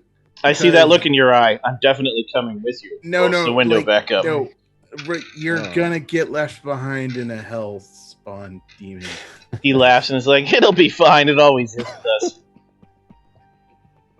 You make your way to the hotel. Crap. And by the way, we're not going to remember that wrestling name. We're just going to refer to him as Juan the Magnificent. Supreme. I'm the magnificent. Fair enough. Because that's easier to remember than whatever I just said. When you get to the airport and you board the plane, this plane was actually coming in from somewhere else and just happened to be here after it dropped off its last charter. And the pilot gasps when he sees Eric. Oh, crap. It's your best friend. Your childhood best friend. Your boon companion. The one you grew up with. Tell us about him or her. What are you doing here? Well, first, give us a description. I mean, 'Cause it's your fate bound. all right. I mean, he's my best friend since we were kids. We run around and climb trees, throw rocks at each other. We both tried out for. What is his name? Forces and his name is Sven. Sven tells you, and that's good enough for this description. Sven tells you that you know how every time you just send him money because you get all the money from all the things and you don't need it all, you just like to take care of your friends and family? Yeah, he used some of it. His pilot's license. Now he makes 6 figures driving around rich assholes in airplanes. Well, shit. But it seems like you're on an adventure and I'm coming with you. No, Oh, I see No. that look in your eye. Definitely No. coming with you. I have no look. I have no eyes. Don't look at my eyes. How dare you? I have Fly no the eyes. plane. That's it. It's all, you just fly. And then,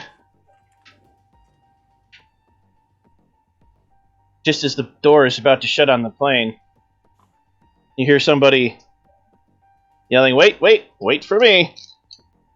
And out of breath, I don't know if this is male, female, or other, Everett will have to tell us, but an out of breath young person who looks like they're probably just barely out of school, or maybe they're still in graduate school and college, comes running on board and says, "Sammy, you can't leave without me. I'm going to help you take care of that relic." Where the hell are these people? Which round is this one? Your apprentice. It's going to be the 5 dots for all of you, the most valuable.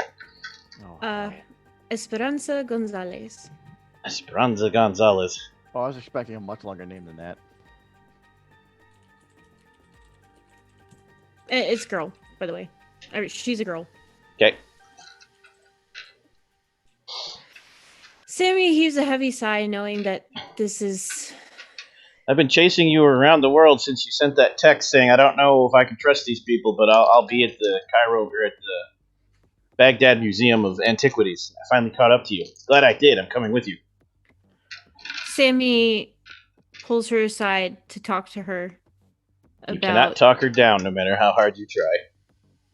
I had a feeling, and Sammy, doing all the research that he does, would know that. So he pulls her aside to tell her what may or may not happen. We've always been fine in our adventures. You'll take care of me. You always do. Trigger cringe Right. memes. Right, I always do. Fine, it's fine. And then you board the plane and take off.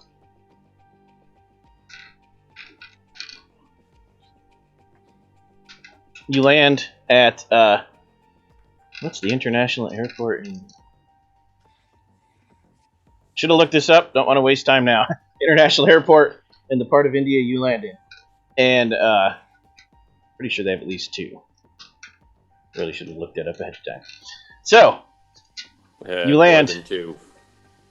At least 2 major ones, yeah. I'm sure that's a big country. They probably have a lot of international airports. You land, and the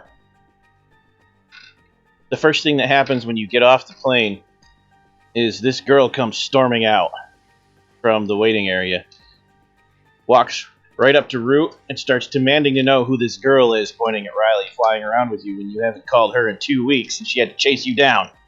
Describe your unrequited love to us.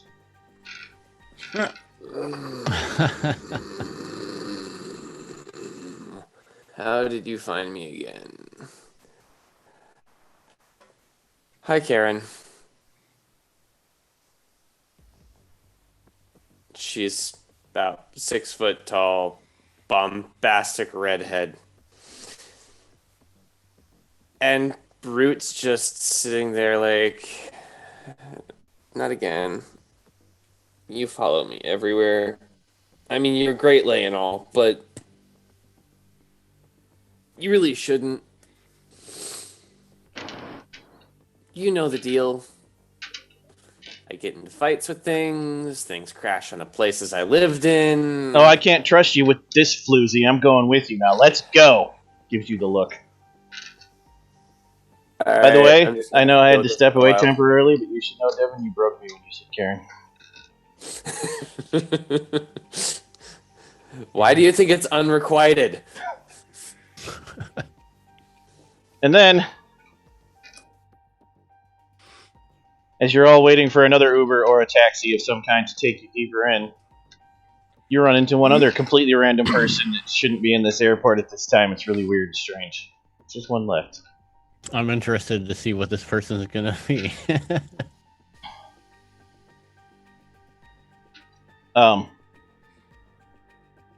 It's your balm, so you must describe this person to us. Yes, my balm. The one who can keep me centered. My sister. My mortal sister at that. Your sister pops up and says, I got your text. Now, what's going on? You're not going to any underworld. At least not without me. Why is everyone sending text messages? Akane, when I text you, I didn't ask you to come here. I was merely telling you where I was going. That's why I'm here. Because every time you don't ask for help, you get in trouble. Glaring side-eye at the Kitsune. She's not the That reason doesn't that I make get it in better. trouble. Right. Don't you have to finish your studies? It's break. It's fall break. That's a thing in this world. It should be a thing in the real world. Fall straight. Hurricane week. Like that would actually... I don't think that's the same season in Japan, is it? Anyways, fall break. Typhoon break.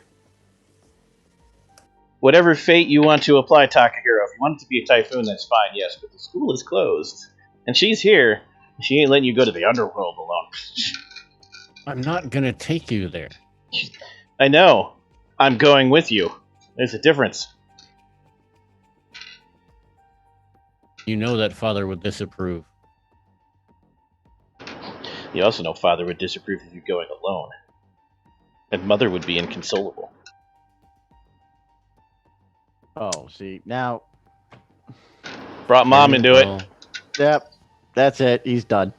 Yep. All right. Okay. Just try not to get in the way. We transition scenes. And now there's 11 of you. 12, Kitsune. And the large pile of you that has to take 3 cars to get there. Oh my god, we've turned into a caravan. Yeah, 13, because we got Riley, too. I think 11 counts adding for Riley. There should be 10 of you plus Riley plus the Kitsune. Yes, 12. So, you arrive a half a mile from the portal. And that's as close as these drivers are taking you because it's chaos. Because this portal's been open for 3 days now. That's how long it's been. You've been jetting around the world doing research. Are there more of these shadow spirit ghosts? Everywhere. 3 days. They've infected the whole area. Any of the humans that are left are completely possessed and zombified at this point in this area. The military has the area cordoned off. And Scions are on their way, but none of them were available at the time this happened. Local Scions from India.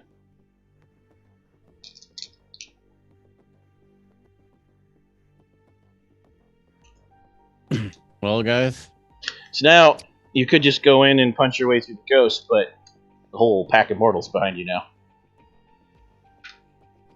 Unfortunate. The whole basketball team with reserves. I have something that I can do for that. What you got? Hold on, let me look it up and see if it's for more than. I think it's an area. Really.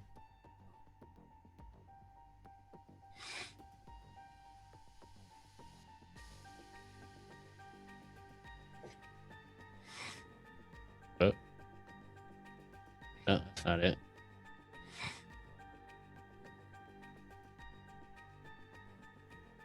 What are the how would you guys describe your other than Juan the Magnificent, because I don't think he would fit into this, but how would you describe physically your companions? Would they be weak? Hint, hint.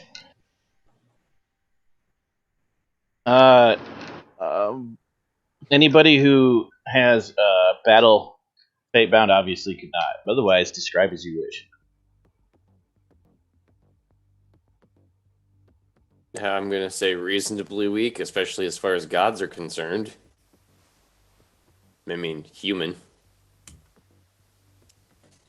I'm gonna say mine's just a typical university student. My field apprentice, really. So they're probably in their last year of university. They probably hit the gym like every day, but I don't think she is.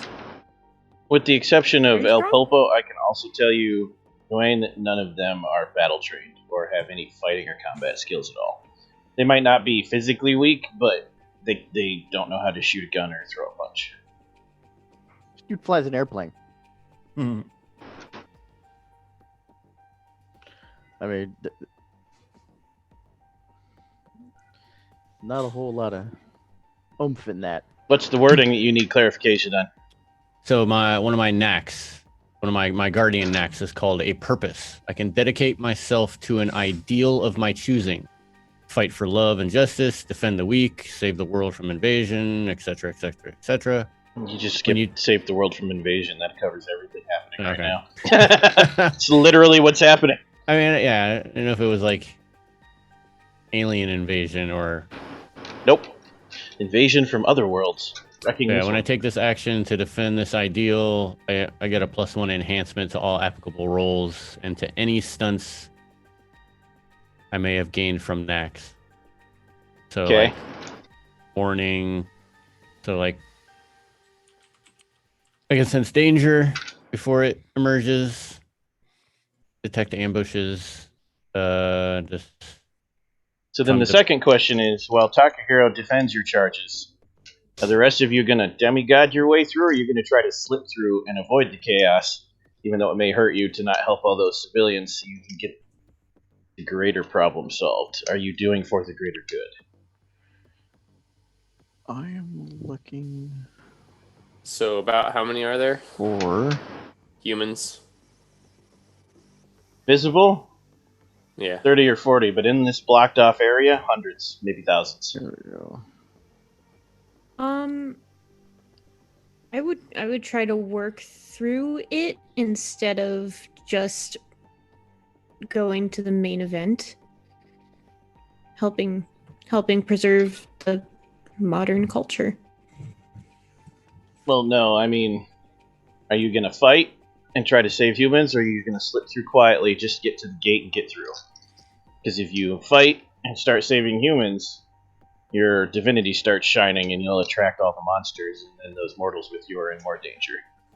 Oh. Mm-hmm. Oh, that's a dilemma. Oh, so we kind of have to slip through so nobody dies, basically. You either got to let Yeah, some of that's these like it. mortals die, hoping that solving the bigger problem saves more mortals, or you have to endanger your mortals to save the other ones you don't know. Yes, it's a moral choice.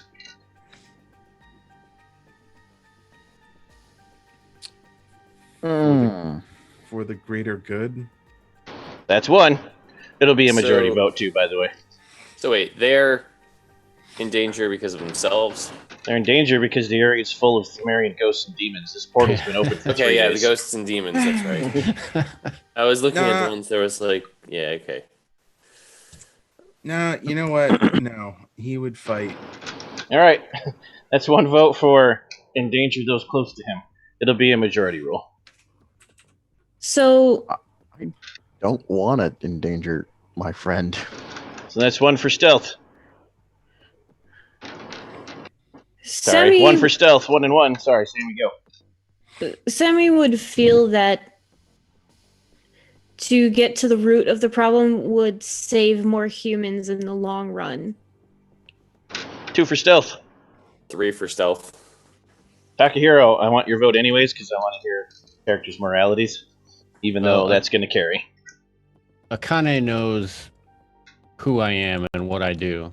And if she wanted to come along, then she's willing to take the sacrifice. She knows that I would go for the greater good. For the masses. Save So the you- masses. Save the masses. Okay. So She's willing to make the Takahiro sacrifice. and El Pulpo are reluctantly pulled along on the stealth unless you as characters decide to, the two of you, go alone against the monsters. But the monster.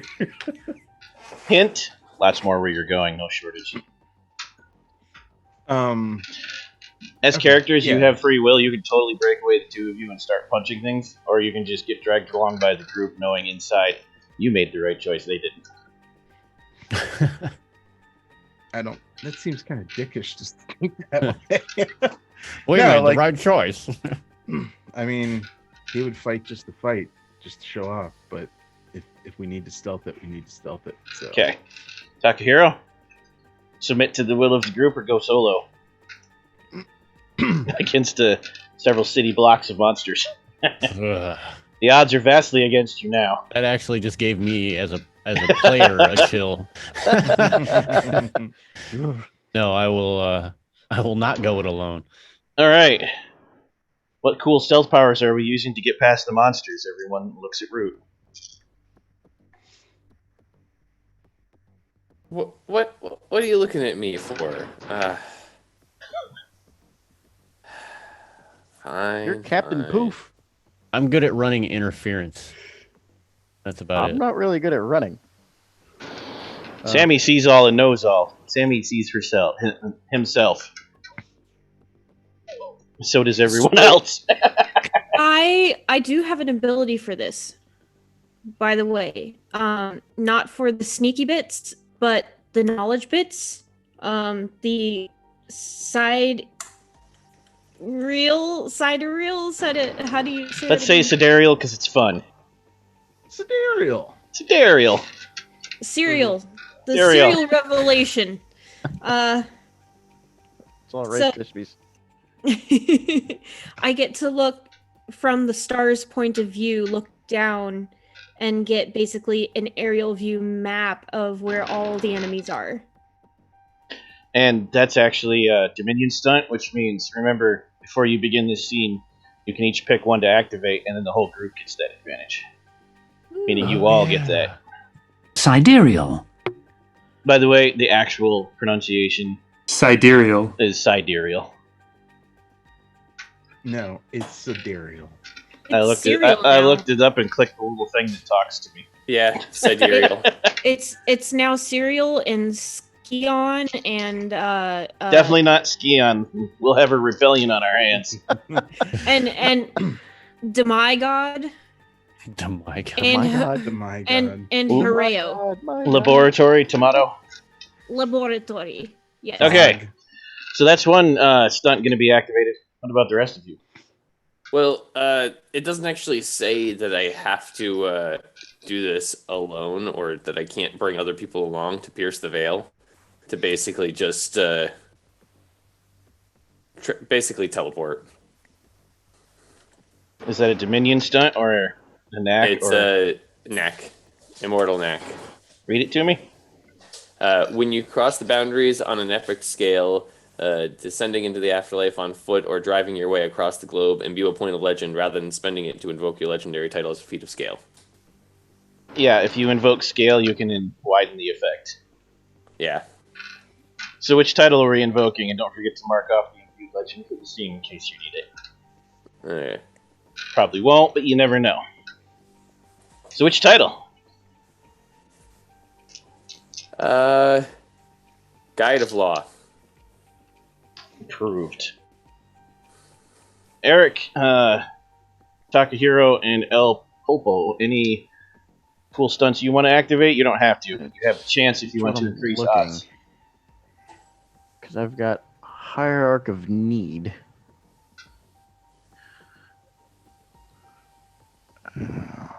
Well, if I can bring others along, then Yeah, I am gonna do something. That does. What does that do? The teleport doesn't remove the need for stealth, though, Devin, because you still pop out back at the portal. At the center of the problem. okay. Any But of your choice, maybe. it reduces the dice rolls against you to 1. So yes, Okay. El Popo, what you got? Going to imbue Popo Morte, the pursuits, and use Understanding the Battlefield.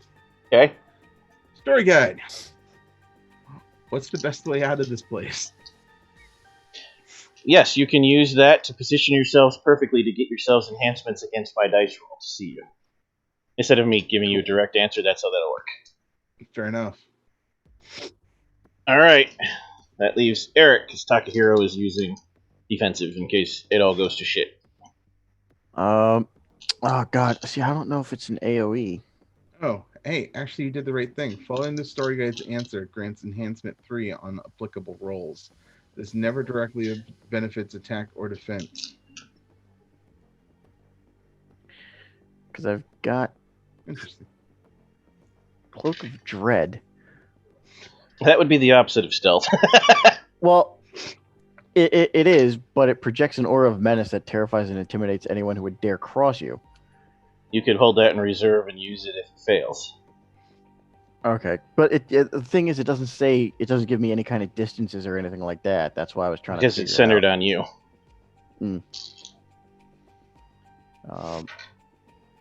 Wait, Fair.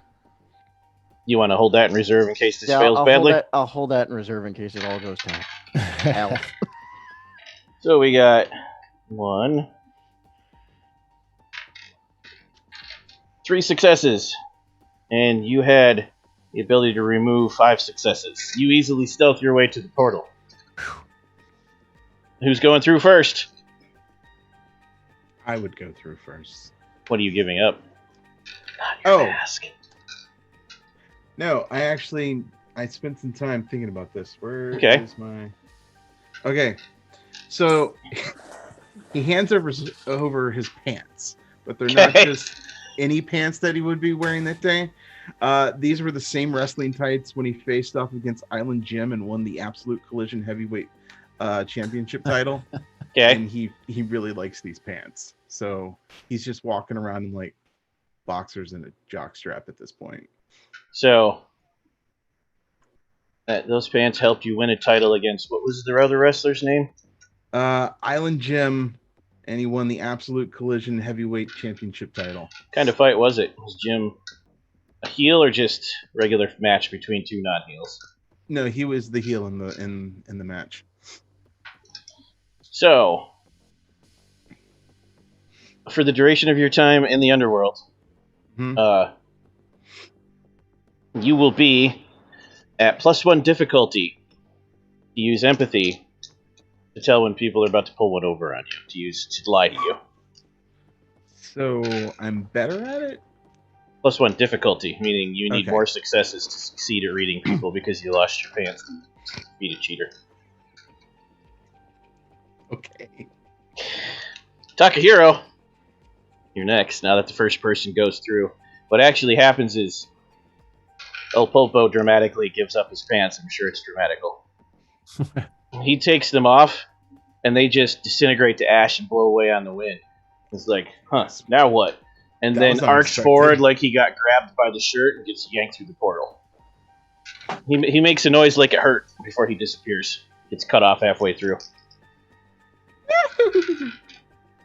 Does Juan the Magnificent follow him? Juan the Magnificent is like blank face. Crack, crack, tag team, and dives through. And it lets him through. Doesn't stop him. Takahiro has some Taoist prayer beads Okay? that were given to him by the eldest monk when he first started his quote-unquote servitude at the shrine of Inari. Okay. And he reluctantly takes that off of his wrist, counts a couple more one last time, and then offers them. They immediately turn to dust or rust, depending on what they're made out of, and blow away. And you can feel that you've lost touch with your culture temporarily. +1 difficulty to any culture-based rolls. Whatever Wow. and you get yanked through. And your sister grabs your hand as you start getting yanked through, and it pulls her along too. Root! Hitomi just happily skips behind. Oh, sorry. Eric. I have a challenge coin that is bent around a bullet that it stopped when I was wearing it in a shirt while I Okay. was on the job. And I'm going to offer that up. It turns to dust and ash.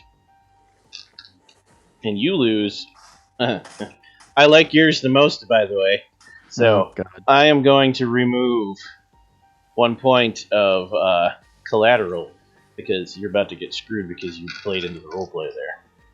So the party gets rewarded. You're at +1 difficulty to all defense rolls until you exit that underworld. But you've spared the Yeet. party some collateral. Okay. Sammy.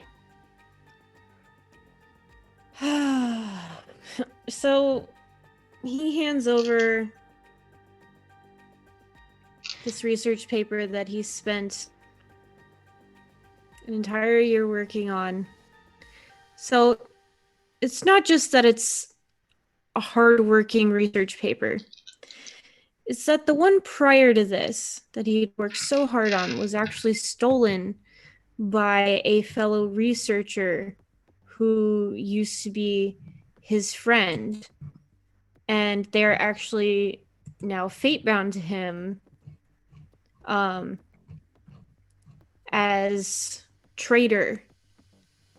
And Okay. this professor had taken this research as his own, which caused a lot of turmoil in the archaeological community. I like So it. to him, that's really important. Yes. To everyone else, it's boring as heck. So, +1 difficulty to any science or academics roll until you escape the underworld. Which, now that you hear me typing, that's going to come up. And last but not least, Root. So the first thing Root does is just reach into his into her pockets and just pulls out a pen because it's the first thing she can find and is like, damn it. Pulls out an acorn. Wait, I make sure that everybody Redhead else is going slaps first. you in the back of the head, Riley laughs. All right, fine. You go first. You know I don't want you seeing this. I shove the redhead through. She All bounces off of it because you have to take your sacrifice first. It actually makes the sound like hitting a wall. She turns around, she's real mad now. You better do this quick. You're going to get beat up. You might want to do it and Well, run. at least that was worth it. And I reach behind my back and pull out. Kicks you a right in the wolf knee skin. because you said that was worth it. I pull out a wolf skin that nobody knew was there, and I offer it up. That's not the skin, is it? It's the skin. Yes. Sure you want to do that? You don't have to give that up. I get it back, right? Yeah, but that means you can't use it the entire time you're in the underworld. You can't use I that know. power. Hey, it is the most valuable thing to me. It is the most Okay. important thing I've got. So, I mean, Well, yeah. You cannot become a werewolf then until you leave this underworld. Yeah. And you are all three of you are pulled through, including Riley, who's like, "I'll be here when you get back." What? Wow. And you land in a very dark and dreary place. Stand by. A dark and dreary night. It's always night here. There is no day.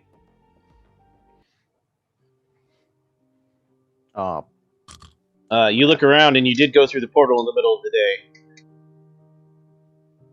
And it seems like it's day here, in that the moon is less bright and things are actually darker. Apparently nighttime is brighter here than daytime.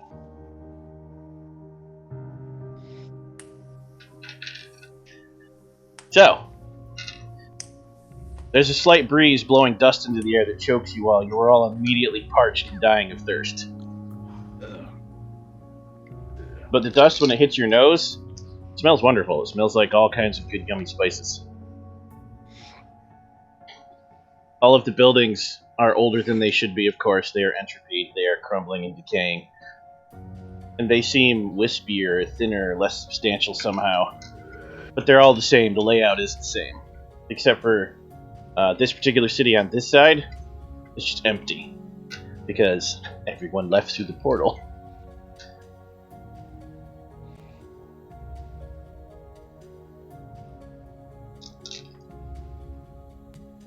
You all feel not a lot. Did I bring a notepad? I need to take notes. This feels kind of like after you've drank too much, and yeah, it's weird. Like ennui. Sure, Riley's writing everything down. You just... Yes, that is correct, Takahiro. It is. I just don't care for some reason. You'll take journalistic notes. I need to take academic notes. The style of the architecture, the bodily sensations. Relax. You don't have a notebook, Sammy, no, and Riley does not have her phone. None of you have phones or anything you brought with you except relics, your clothes, and combat equipment you may have had to make the transition. Good. They're changed, though. They feel weird. They still exist. Alright, maybe not good. Don't like this. I try and use a couple of my knacks that are just free just to see if they are affected. Depends. What are they? Let's see. Well, my knack for piercing the void or piercing the veil is free, so I just see if I can. You try to pierce the veil and you realize there is no veil to pierce because I'm in the underworld. Oh god. This is gonna suck. Guys, I think we have to walk. I gotta walk like a normal person. You do feel like, though, if you use that knack, you will be faster somehow. You don't understand the physics of it. Because it's metaphysical. Alright. And I just change my shape a little bit and see how it works. Yeah, that works. Okay, cool. There are now 2 Rileys. Whoa.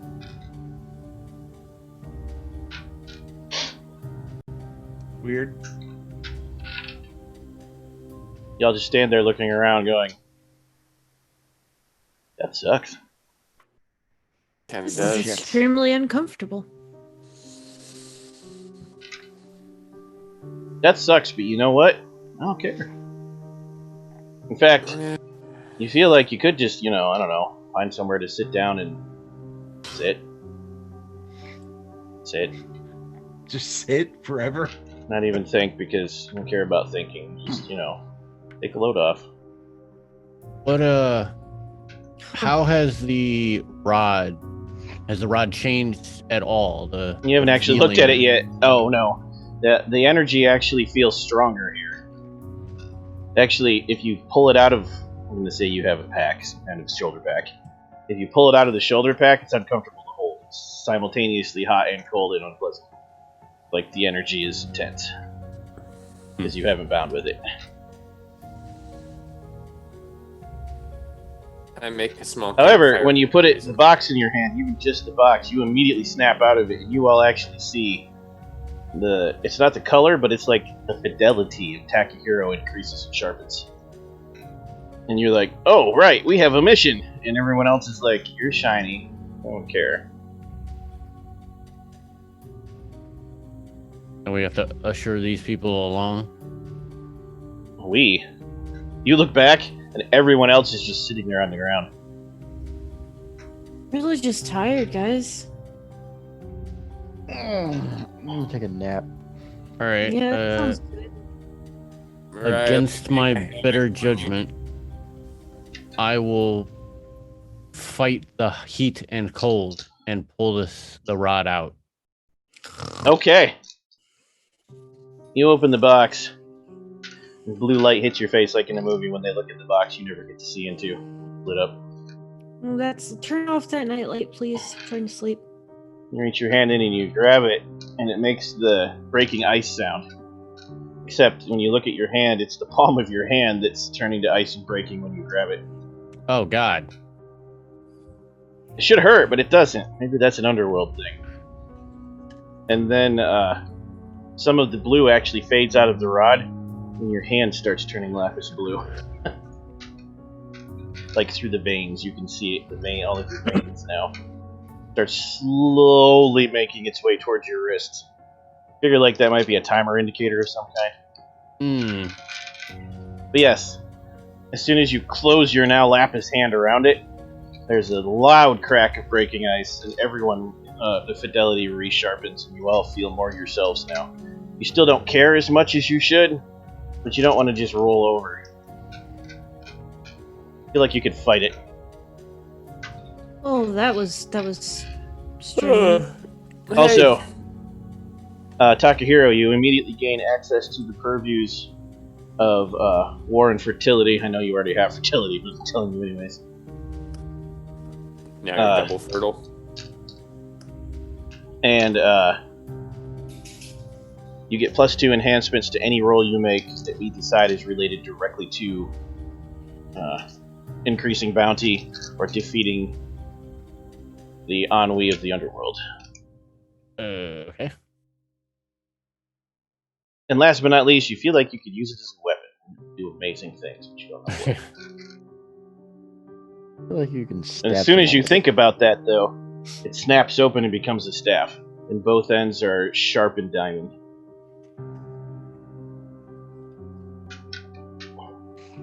And you're like, I've never used the staff before. And you twirl it like a martial arts master.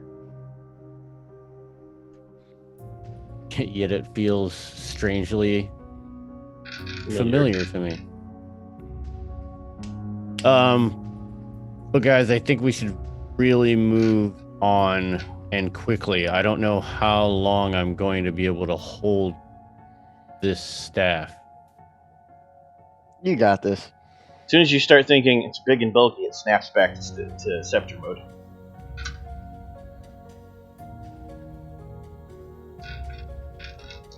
As it changed, do my veins become more blue? Nope, does not seem like using it is what increases it. It's probably like you have X amount of time to get out of the underworld before it does something bad to you. This wouldn't happen in the surface world. Yeah. So we need to move. Yeah, right now it's real slow, so days and whatever a day is here, but still not weeks. And yeah, you've got to walk, and theoretically, if you're going to find them, this particular Terra Incognita seems to reflect the whole world, not just that part of the world where this was a major pantheon. but you still have to walk or somehow get to the fertile land between crap, help me out with those two rivers, people. Tigris and Euphrates? Thank you. Tigris and Euphrates, yeah. Which means you're basically walking from southern India back to Iraq. Wait, you said that this is a reflection of the world, though. So does it also reflect, an airport? I was just thinking that.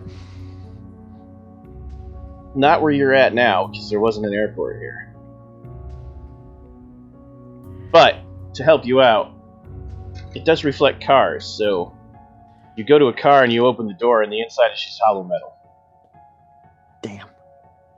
So you go and you pop the hood, and everything is there, but all of the important parts are rusted out.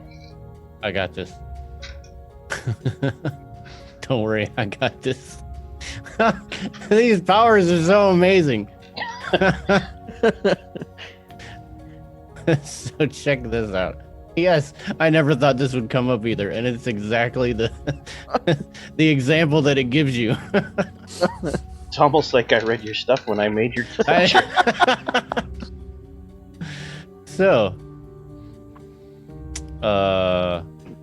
where's it at? One of my innate powers of my pantheon. I can speak with the kami of objects and animals, allowing you to communicate and attempt to influence them. You have attitude 2 towards you by default.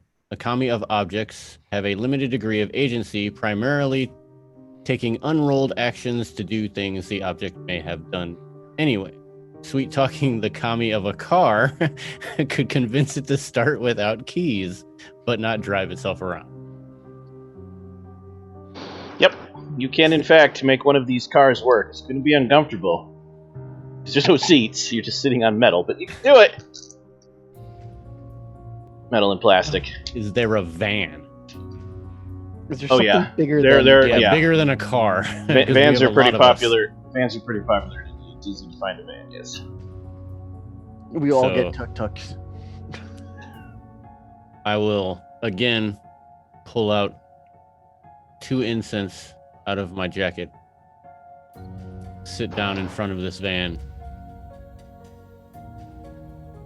They probably lit by themselves, strangely. Yes. And then I will... The color's wrong, too. It's all violets and blues, purples here. Ooh, pretty. Will calm myself. It is pretty, yes. Ooh. And I will say, kami of the car. What do you want? I'm busy. We require your assistance. Require. That's a strong word. I don't even know you. We seek your assistance in bringing life to this car once more. 30-second delay. I'm sorry, what? You're still talking? What'd you say? I was 10-second delay. Distracted. You seem to be misfiring. Seems like it. What can I do to assist you? Just don't crash me. And it starts. Alright guys, It starts real hard, like on a real cold winter day. But it starts. Oh. Even objects have the ennui here. But your power makes it work. Alright. Give it a second to idle.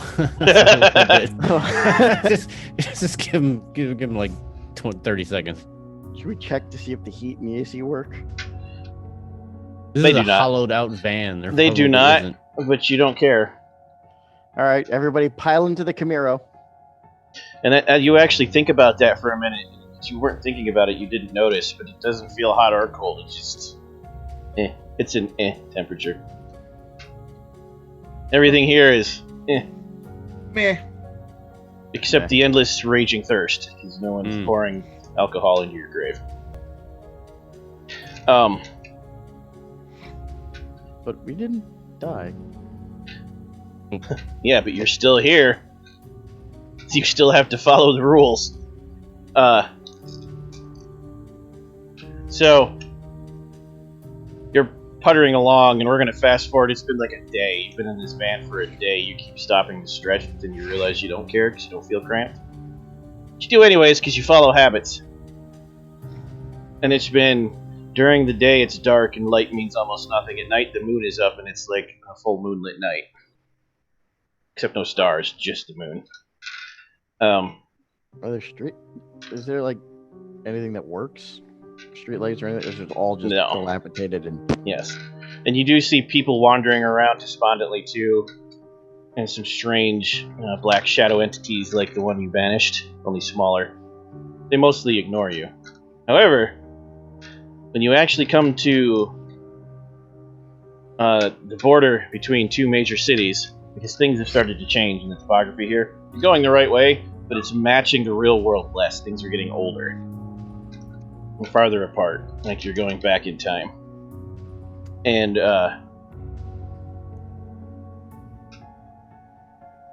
as you come to the barrier between cities, you see that the road ahead of you is blocked by three beings. Hold on, I'm trying to find where I put that.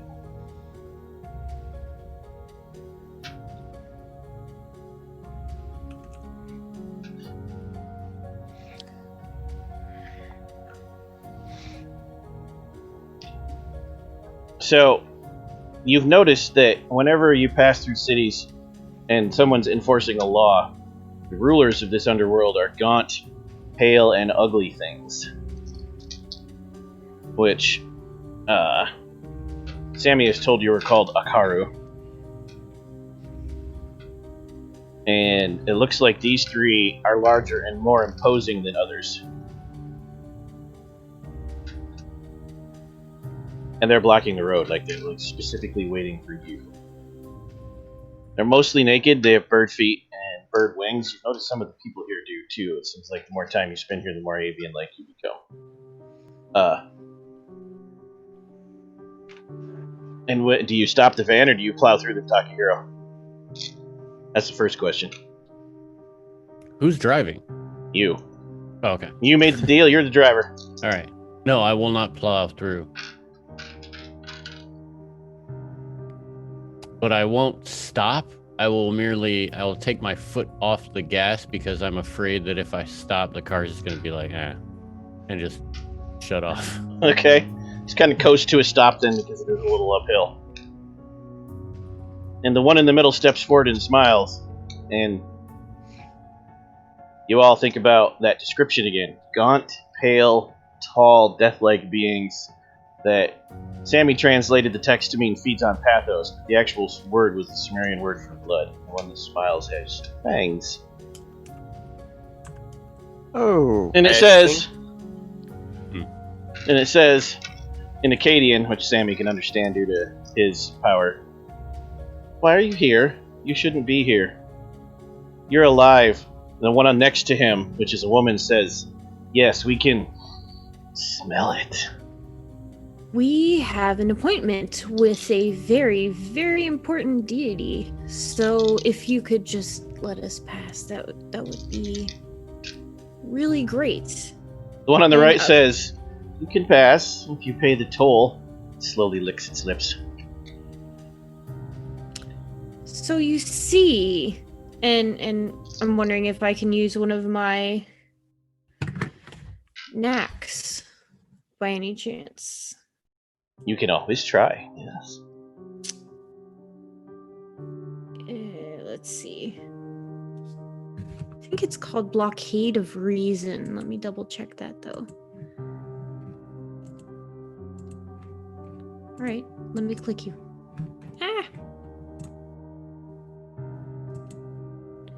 Okay, so for some reason my PDF is not opening. Does anyone else have theirs open? Which one? Oh, found Which it. one? Got it. Nope, I got it. It decided to be slow. So let's see here. It is Blockade of Reason. I think. I hope. You readily deflate the arguments of hucksters and conmen with a sharp application of reason or blunt denial, usually calling out the person for what they're trying to do. Mm-hmm. Is that useful to this? It will get you past all this subterfuge, absolutely. Okay. Do you activate it? Yes. What do you say? What's your blunt statement? You see, there's really not a toll. You're just being selfish and wanting to take our blood for your own personal needs. We don't want your blood. We want your pathos. But you're right. It was all just a ruse. That's when you hear giggling from behind the van. Initiative time! I was just gonna say, can I use an act that? Crap. Initiative is beginning. If you want to activate Dominion stunts for the group to use, now's the time. Crap.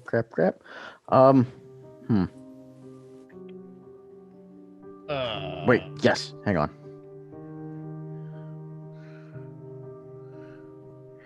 Because this seems People Do it. made of stone. good time for... And don't forget, when you do roll your initiative, it's cunning plus the skill that will depend on what you're going to do. What about people made of stone?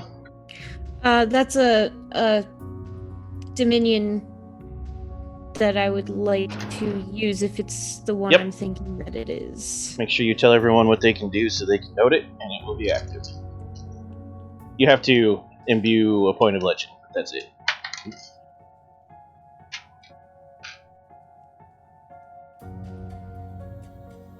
It is a defensive stunt in combat.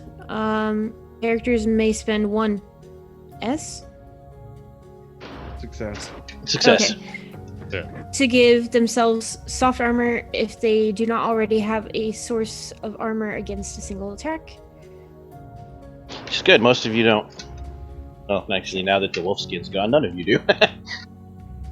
You're welcome. That's one. Now you can. What are you going to do when it's your turn, Ever, and we'll figure out the roll.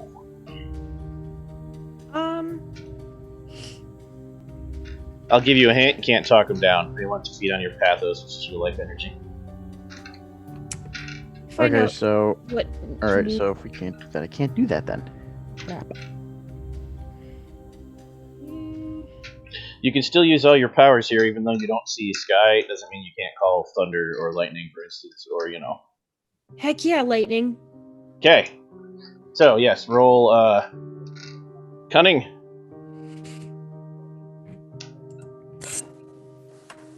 Plus. That's a good question. 1 second, I need to look at your sheet. See what we can figure out that's clever.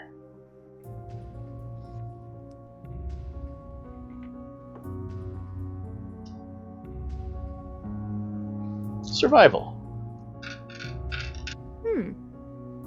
Anybody else got any Dominion stunts they want to activate for the group? Yes. Blazing Trail. As long as we rush, we can apply a close combat attack with arcing, aggravated, and brutal tags. Nice. Okay, and what are you going to do in your turn?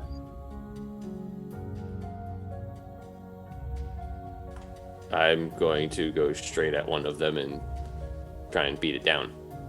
Close combat plus cunning. Next. I would also like to use Untouchable Opponent. Okay, what's that give everybody? As a defensive stunt, after spending the successes, and it's 4 successes, the using character declares themselves out of range of a single attack, regardless of its range tags. You may appear anywhere within a medium range of their starting position. Characters who do not have the epic dexterity purview may only use this stunt once per fight. Okay. I assume you're going to punch somebody? Or grapple? Yes. Alright. So close combat plus cunning for your initiative roll. Takahiro and Eric. Oh, I will also activate one of my Dominion stunts. Wait, are we not just rolling the initiative button? Because it's a variable, you have to select your skills before it'll work. The initiative button just puts it in the initiative displayer for me, the tracker. Oh. It's okay. Cool. I will activate the Withering Curse. Okay. Tell them what that does. 3 success. You can apply this stunt after any attack or social action. An opponent or enemy suffers a Withering Curse complication. It says 1C. I'm guessing that's one complication. On all attacks that oppose you. If they fail to buy it off, they suffer the injury -1 condition. Okay. And that leaves you, Eric. Oh, I'm sorry, Takahiro, what are you doing with your turn? I will...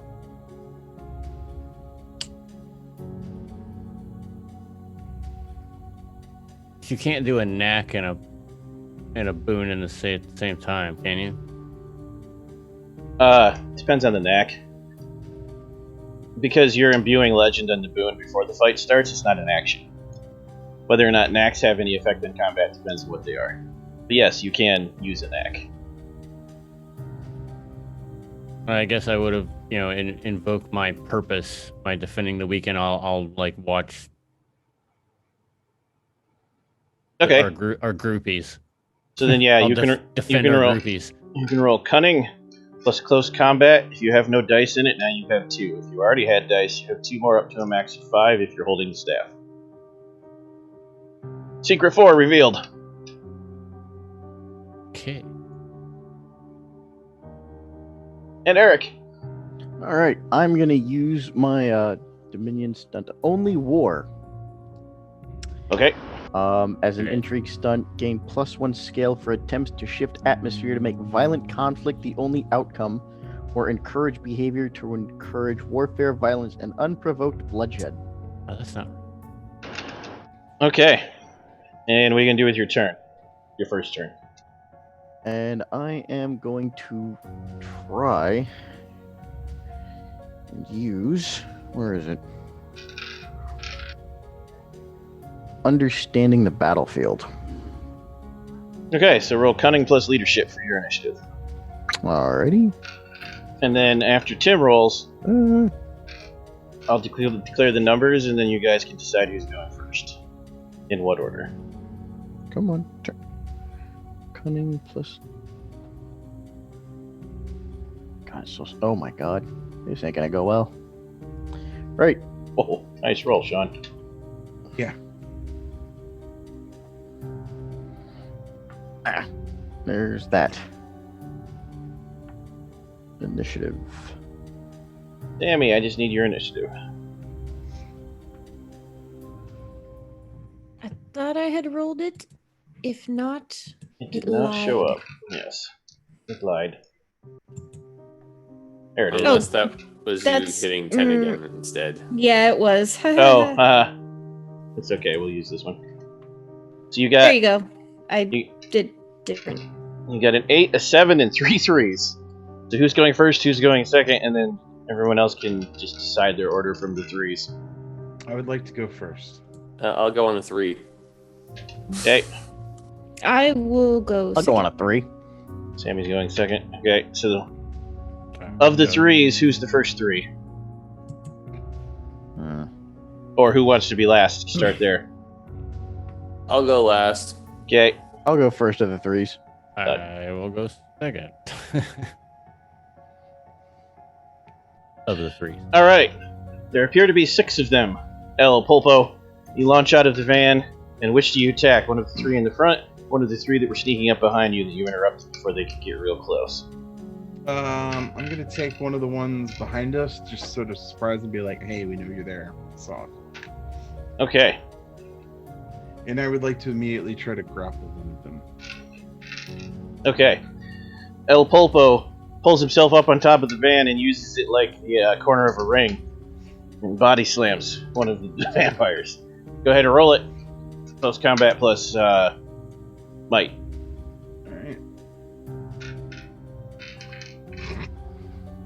Alright. Roll your divinity dice. Alright. So, catastrophic success. We'll deal with that in a second. Wow. Also, let me double check something before I forget now that you're actually doing.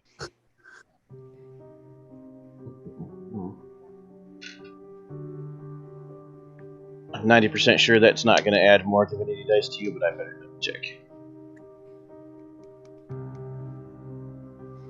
Divinity dice.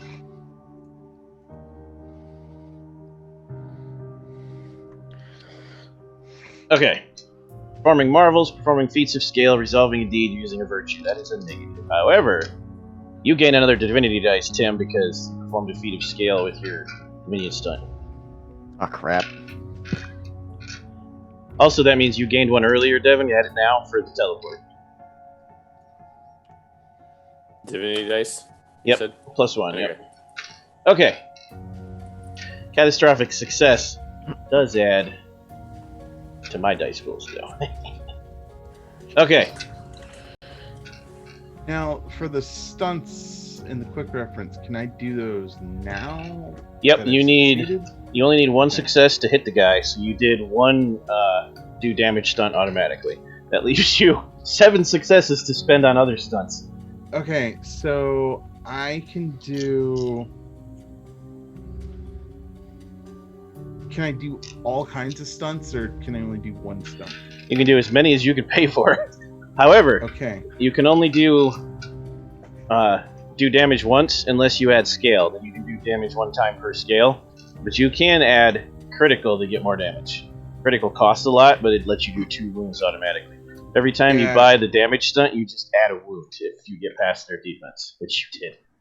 So I want to critically hit them, which deal Yep. an additional injury condition. Yep. And then I want to pen them, which denies the opponent their defense against all other attacks. Done. You hit him, you hear things break. It's very wet and crunchy. Nice. Okay. Sammy.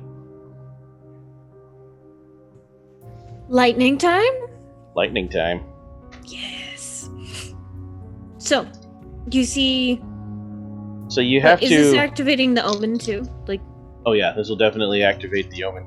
Because you're using your divinity. Also, before you describe it, I have a query. Do you wish to invoke scale? Meaning, if you imbue your legend and then spend 2 imbued points instead of just the 1 to do the lightning, it could be really, really big lightning. You get more divinity dice, which will do scaled damage. You can do good things or bad things. If you imbue your legend that way, you'll add scale 3.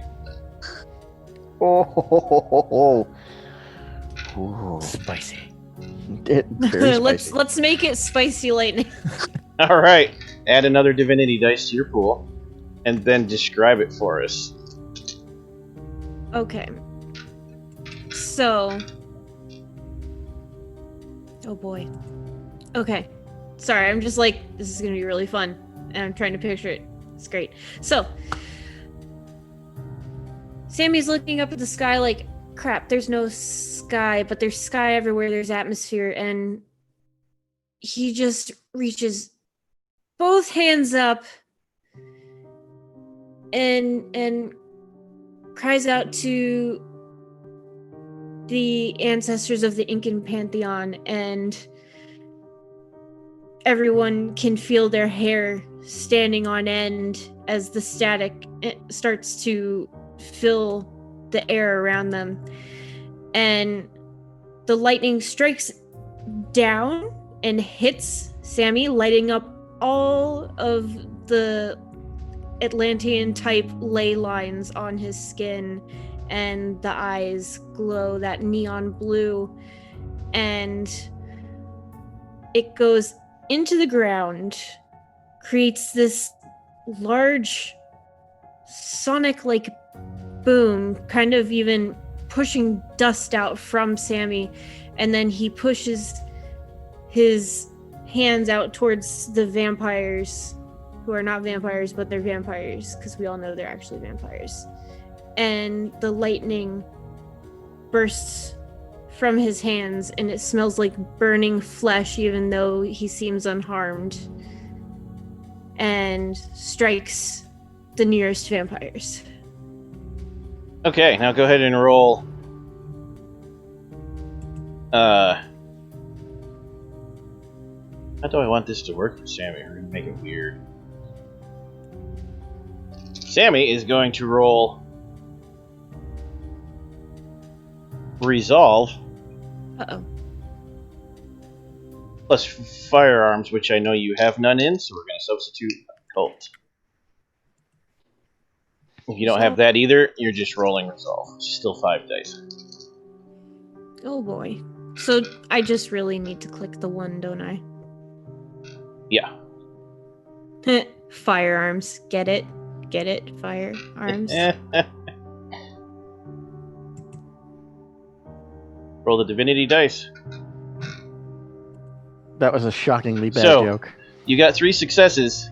You also got 6 successes for your feat of scale. So your lightning bolt has 7 leftover successes. After their defenses, that's still 5. You can buy damage 3 more times because you did a feat of scale. That leaves 2. Let's find something fun to do with your last 2 successes from the stunts. To the quick reference document. To the quick reference. That counts as a ranged attack, so Yep. inflict damage, disarm, knockdown, many pin, things. critical Yeah. Is knock- requires. Is knockout of socks an option?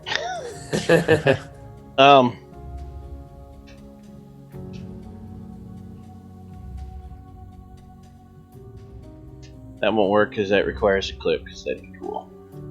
So, Empty the sky of lightning. can't disarm them. Yeah, right. You could pin, though, so I've got that with pin. That'll work.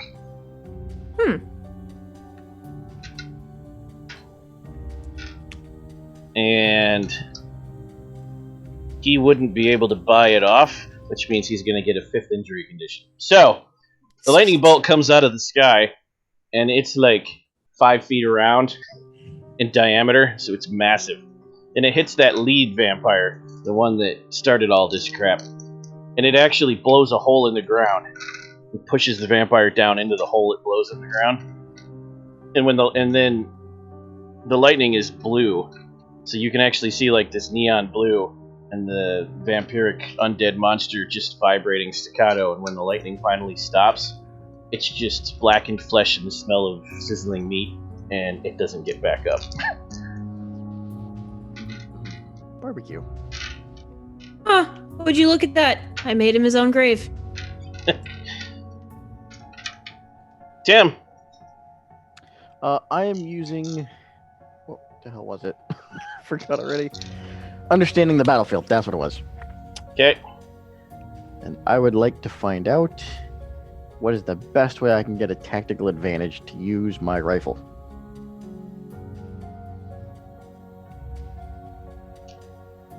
That wouldn't be a direct answer. That'd be one of the problem is you can't use it on something that directly affects combat. That's the catch. all right. Can't be attack or Damn. defense. All right, then I would like to find out what is the best way to get in one of their blind spots. That we can do. Go ahead and roll subterfuge plus cunning. If you make at least 1 success, you'll get 3 bonus successes.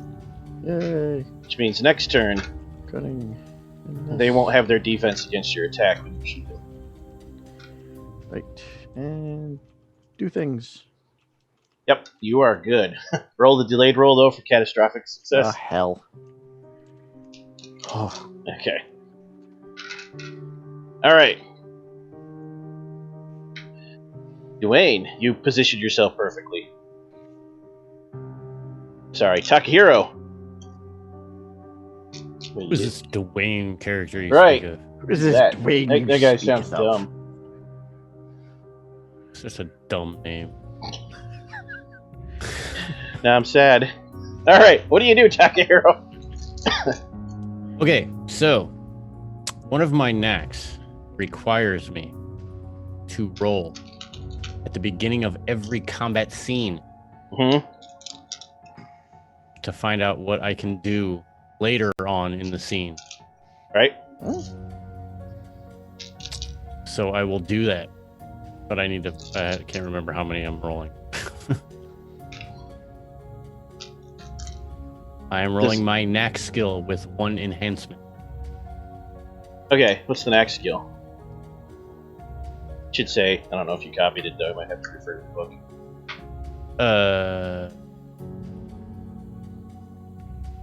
It's a guardian calling. What is I'm it? gonna might guess a cult for the sake of looking, but you can look for next week. You do have a cult, right? I do not have a cult. It wouldn't be that then, because you wouldn't have taken that. I don't know what it would. You got integrity? I do have integrity. That seems appropriate for your pantheon. Let's do that. Plus, your choice of mental. Probably cunning. Cunning. Yeah. Here we go. Wow. Roll that divinity dice. See if I get an immortal failure. What's it called again? Oh, you don't have divinity dice. Oh man. I don't know. What was the name of it? Fortress. You're like, I've got Fortress. You're like, okay, I'm gonna know what's coming so I can react to it. I just don't care. Yeah. Root. It just says at the beginning of combat, roll your knack skill with +1 enhancement. The next skill would be the keyword it came from, the category the keyword comes from.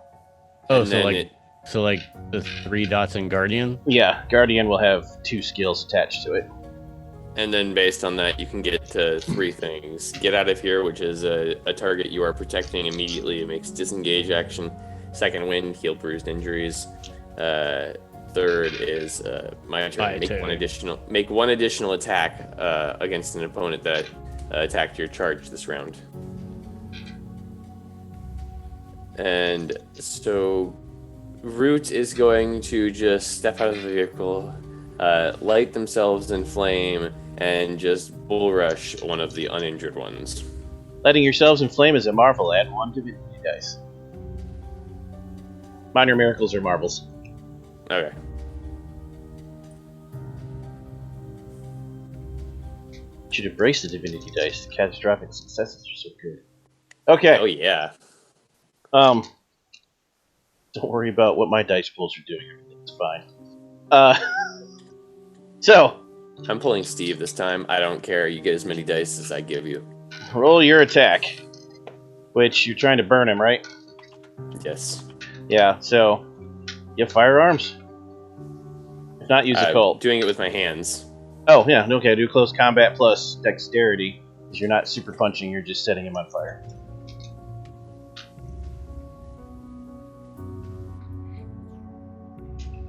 Roll those divinity dice. Successes. Aw, With 0 okay. divinity, man. Okay. And I get a bonus from my Flatlander. How much? It's 1 enhancement. Okay. Are you gonna invoke scale or leave it as is? They'll require imbuing legend and using a title or a keyword. And if you use a keyword, you're gonna burn successes too. I'm just going to use this one thing, which allows me to do a glimpse of the other side. As long as I've succeeded, I can make a clash of wills and basically force them out of reality for a turn. Okay. You still get to spend your successes too, though. That's just something you can do if you succeed. Okay. Which means one Other than success that, is yeah. automatically spent on damage, so you can't spend the other one on damage. You can only do 1 per scale. If you want to do more damage, you'd have to add scale. Okay. There are other things you could do with 1 success, though. Like, Yeah, I'm looking. melee combat. Yeah, where is it in the book? Because I had it a second ago. On the quick reference guide, it's page... Where's the page numbers? Page 1. 2! Okay. Blinding, break up grapple, not useful. Establish grapple, not useful with 1 success. Knockdown. So yeah, blind or knockdown. Oh, yeah. Let's go with knockdown then. Okay. Clash So of when Wills. when they come back, if they come back into existence, then They'll land on their butts. Clash of Wills.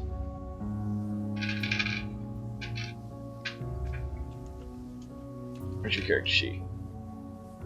Going to have you roll. Alright. Manipulation plus subterfuge. And they're going to have to resist with their dice pool because they're a mob. Alright. See if this is something this particular monster is good at.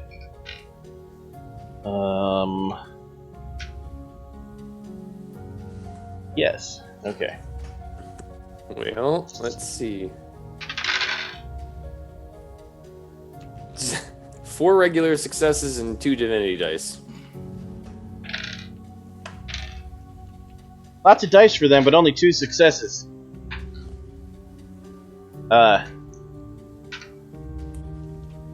Catastrophic success. Not only do you blip them out of reality temporarily,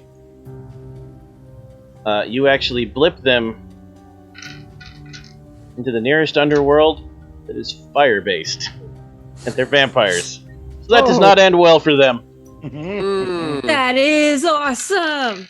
Little vacation. That takes care of the ones in front of you. Now there's only the 2 behind you left, because El Pilpo has that one handled. The 2 behind you gonna roll for morale. Only 1 succeeds. 1 runs. And disappears into the dead cities. Damn it. Ah. 1 stays. Don't worry, Tim. I'm just gonna jump to you when he's done with his action and let you take your shot. No, I know, but I had a stunt that I could have used for the one that ran. The other one is going to grab a hold of... Ooh. Yeah, gets right past your defense, Devin. Sorry. It's grabbing you because you did the most damage. The lightning bolt was impressive, but you wiped out 2 with a thought. Oh, no, it wouldn't have worked. So he grabs you and squeezes, and you feel your shoulder crunch, but then you also feel your life get pulled out of you. Life drain. So, you take 1 wound, so your top bruised health box gets marked. You're saying you. Is this me or is this Tim? This is you. Okay. This is Root, the person Okay. who did the most damage. You mark off 1 wound, and you now have a +2 complication on all rolls involving physical exertion. Oh man, I never liked physically exerting myself to begin with. And then we're going to jump to Tim. Take your shot. Alright, I will take my Are you shot. going to invoke scale, or are you just going to shoot it? You know what, we'll invoke some scale. Alright. Let's see. So much collateral dice. And we use a legendary title for that one? Yep. Yeah, You let's imbue see. one, but once the scene's over, you'll unimbue it, so just pick the one you Right. want. You don't got to worry too much. Fair enough. We will use Sniper of the Damned. Okay. Oh, Take the shot. Alright, Seems and appropriate. what are we rolling for that one? Dex? Firearms plus dex, yep. Okay, that's what I thought.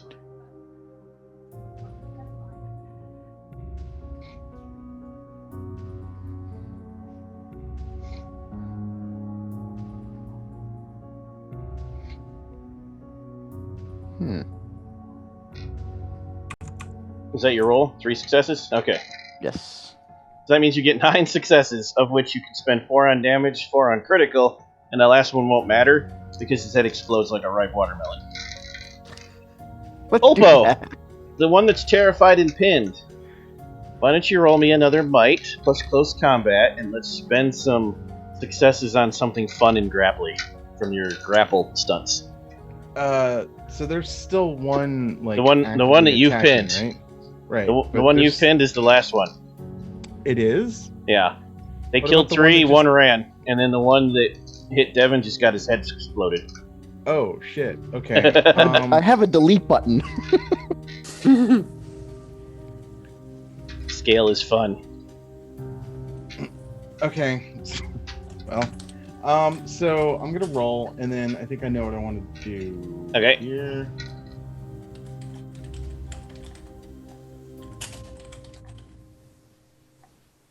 Come on.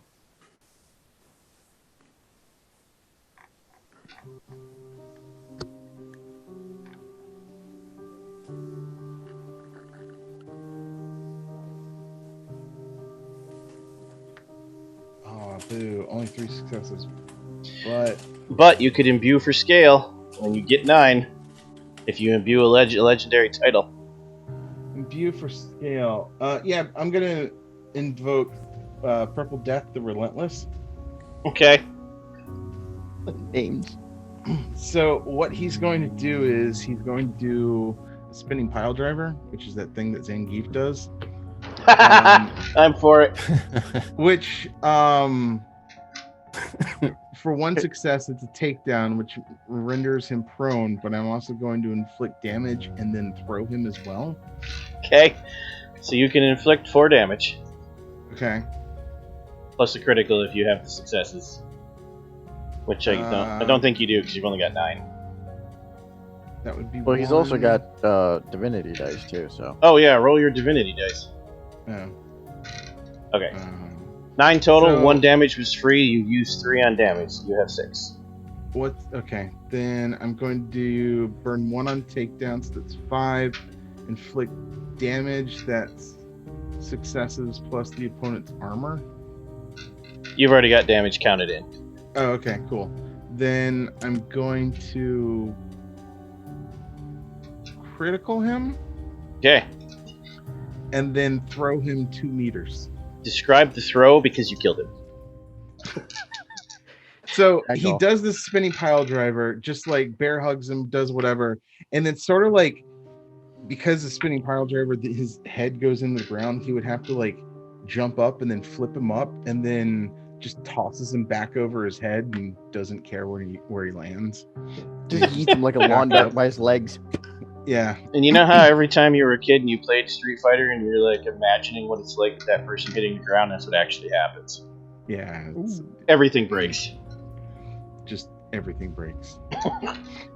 And it doesn't get back up. Does he make that cool like ooh? Of course. He invokes Zangief. And the noise Of when course. his body hits the floor. 200%. So,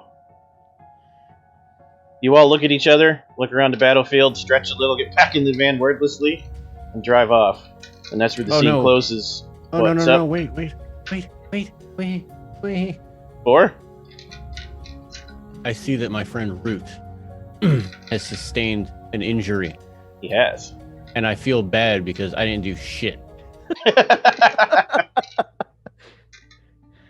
So before the actual scene ends, I will use an action and pull a needle out of Tomi's hair, like back where her hair is pinned up. And I will place it on your bruised area. And it is no longer bruised. I don't have to pay anything for that. Nice. That Very comes nice. from my knack of damage conversion. Oh, Does I can that mean I redeem- no longer have a complication, Tyler? Yes. That I don't know. Awesome. Yes, if people wish to know what that is, damage conversion, when you administer medical attention to a patient or yourself as an action, convert any injury 1 lower. Maimed goes to injured, injured to bruised, bruised is healed. Nice. So basically, you just stab me with a needle and I feel better. yeah, right. You Actually, just shanked the guy back to hell. no. Highly effective acupuncture. No. We would play that out properly because you don't want to downplay acupuncture. So you actually get back in the van, and Takahiro and the Kitsune actually make you stretch out on your stomach, and they actually do it properly. It takes a little while. But when they're done, you feel amazing. They do the heated needles and all, the whole process. Oh, I'm this is next. so much better than the last time I had this done. Although I'm pretty sure he was just stabbing me. And that's where we pause Last until time next in a week little. when you will actually find and maybe save someone who can help you take care of this problem. Ooh. Well, denizens, you've reached the end of this session intact, but possibly fate-bound to our aspiring demigods like Riley. But have no fear. We will spin this tale for 2 more Tuesdays until the story reaches epic conclusion. But we're not quite done tonight. First, everyone gets to vote on their favorites. Anyone who wins a vote, any PC can vote for any other PC for any reason. Recipients of votes can either freely use 2 momentum on any roll or replenish 1 spent legend point. Looking at you, Tim. Because you still didn't get to replenish yours from session 1. Oh yeah, that's right. El Popo! Who and why? I'm going to give it to Dwayne because he talked to a car. I did. I talked to a car. Come on, baby. Just start. Wolfie-less Root. I will give it to Sammy for making us all fall asleep. Wow. Sammy. Well, now I'm not going to give it to you. I was. See, this is why I shouldn't go before ever. Or whomever Ever. I'm giving it to. You should never go before ever. Never ever. Never I always try to make Ever go first, but they're always like back to me. Oh, geez. Okay, so actually, I will still give it to you because even though you insulted me while giving me a vote, I still got a point. So for your just teleporting the vampires to another realm, and it happened to be fiery. All right. Eric. I have to give my vote to Sean for his glorious giving up of his pants and the donuts. Takahiro. I was also going to give my point to Sean for the it's wrestling. It's epic wrestling in another very dimension. epic, Like you yeah. can't. I mean, In his underwear. You can't have Yeah, pants in his on. underwear. In his underwear, yeah. And you can't have pants on for epic wrestling in another dimension. Now, one thing I am sad about, I'm surprised that your partner didn't tag in the middle of the pile driver. I mean, I don't know Oh, if he can... wait till you get to a fight that actually lasts. Ah, okay. Guy's gonna get himself super killed. Sammy, in this game, audience votes count for +1 enhancement to any roll. So, comment from Word Trinity carries over. Oh, yeah, thank you. All right. Oh. Awesome being awesome to each other, as our friend the Space Lord says. Heroes, tell us what you're up to after this and where people can watch you next or lurk on you on the interwebs doing cool things. So, at And- Space Lord PJ's is going to fire up Conan again because the new thing just came out and it's fun. And then Thursday, we're starting Starfinder and I'm producing, so it's going to be a mess. But awesome. It's gonna be awesome. Yeah. Yeah. I'm going to have Tyler on the phone and be like, it's not working. I'm gonna be in Conan and be like, it's my day off. And I'll be like, or. Nope, I'll be in the audience watching. Ever. I will be playing tomorrow one of my favorite characters, Reese for Hunter, my changeling darling. And on Thursday, Starfinder, I'm gonna be a ratto, a mechanic ratto, and I'm gonna have a pet drone, and its name is Skitters. You'll love it. Don't judge. So- Dwayne! Oh, sorry, go ahead. Well, I never. And then Conan on Friday, and then in between all that gloriousness, Animal Crossing. You never, you say. So, do you never ever? Dwayne! Ever. Never, Wow. We're just Never cutting do it ever. Ever off all night. I am Dwayne, and you guys can find me at Made of Kimchi on the internet. I will be here on Thursday for Starfinder, where I am also playing a Ratto, Nibbles. And Get the on fuck out. Your name is not Nibbles. it is. Did you not read my character sheet? I mean, there's got to be some surprise, so I don't read the names. Oh shit! I got to put you guys into Astral now. Damn. Oh god. I'm glad you said something. But and then Friday Wow. for Conan, where I'm playing Einar the douchebag. And in the meantime, I will be making sure that all these videos that we have been making are available to you on YouTube. Tim!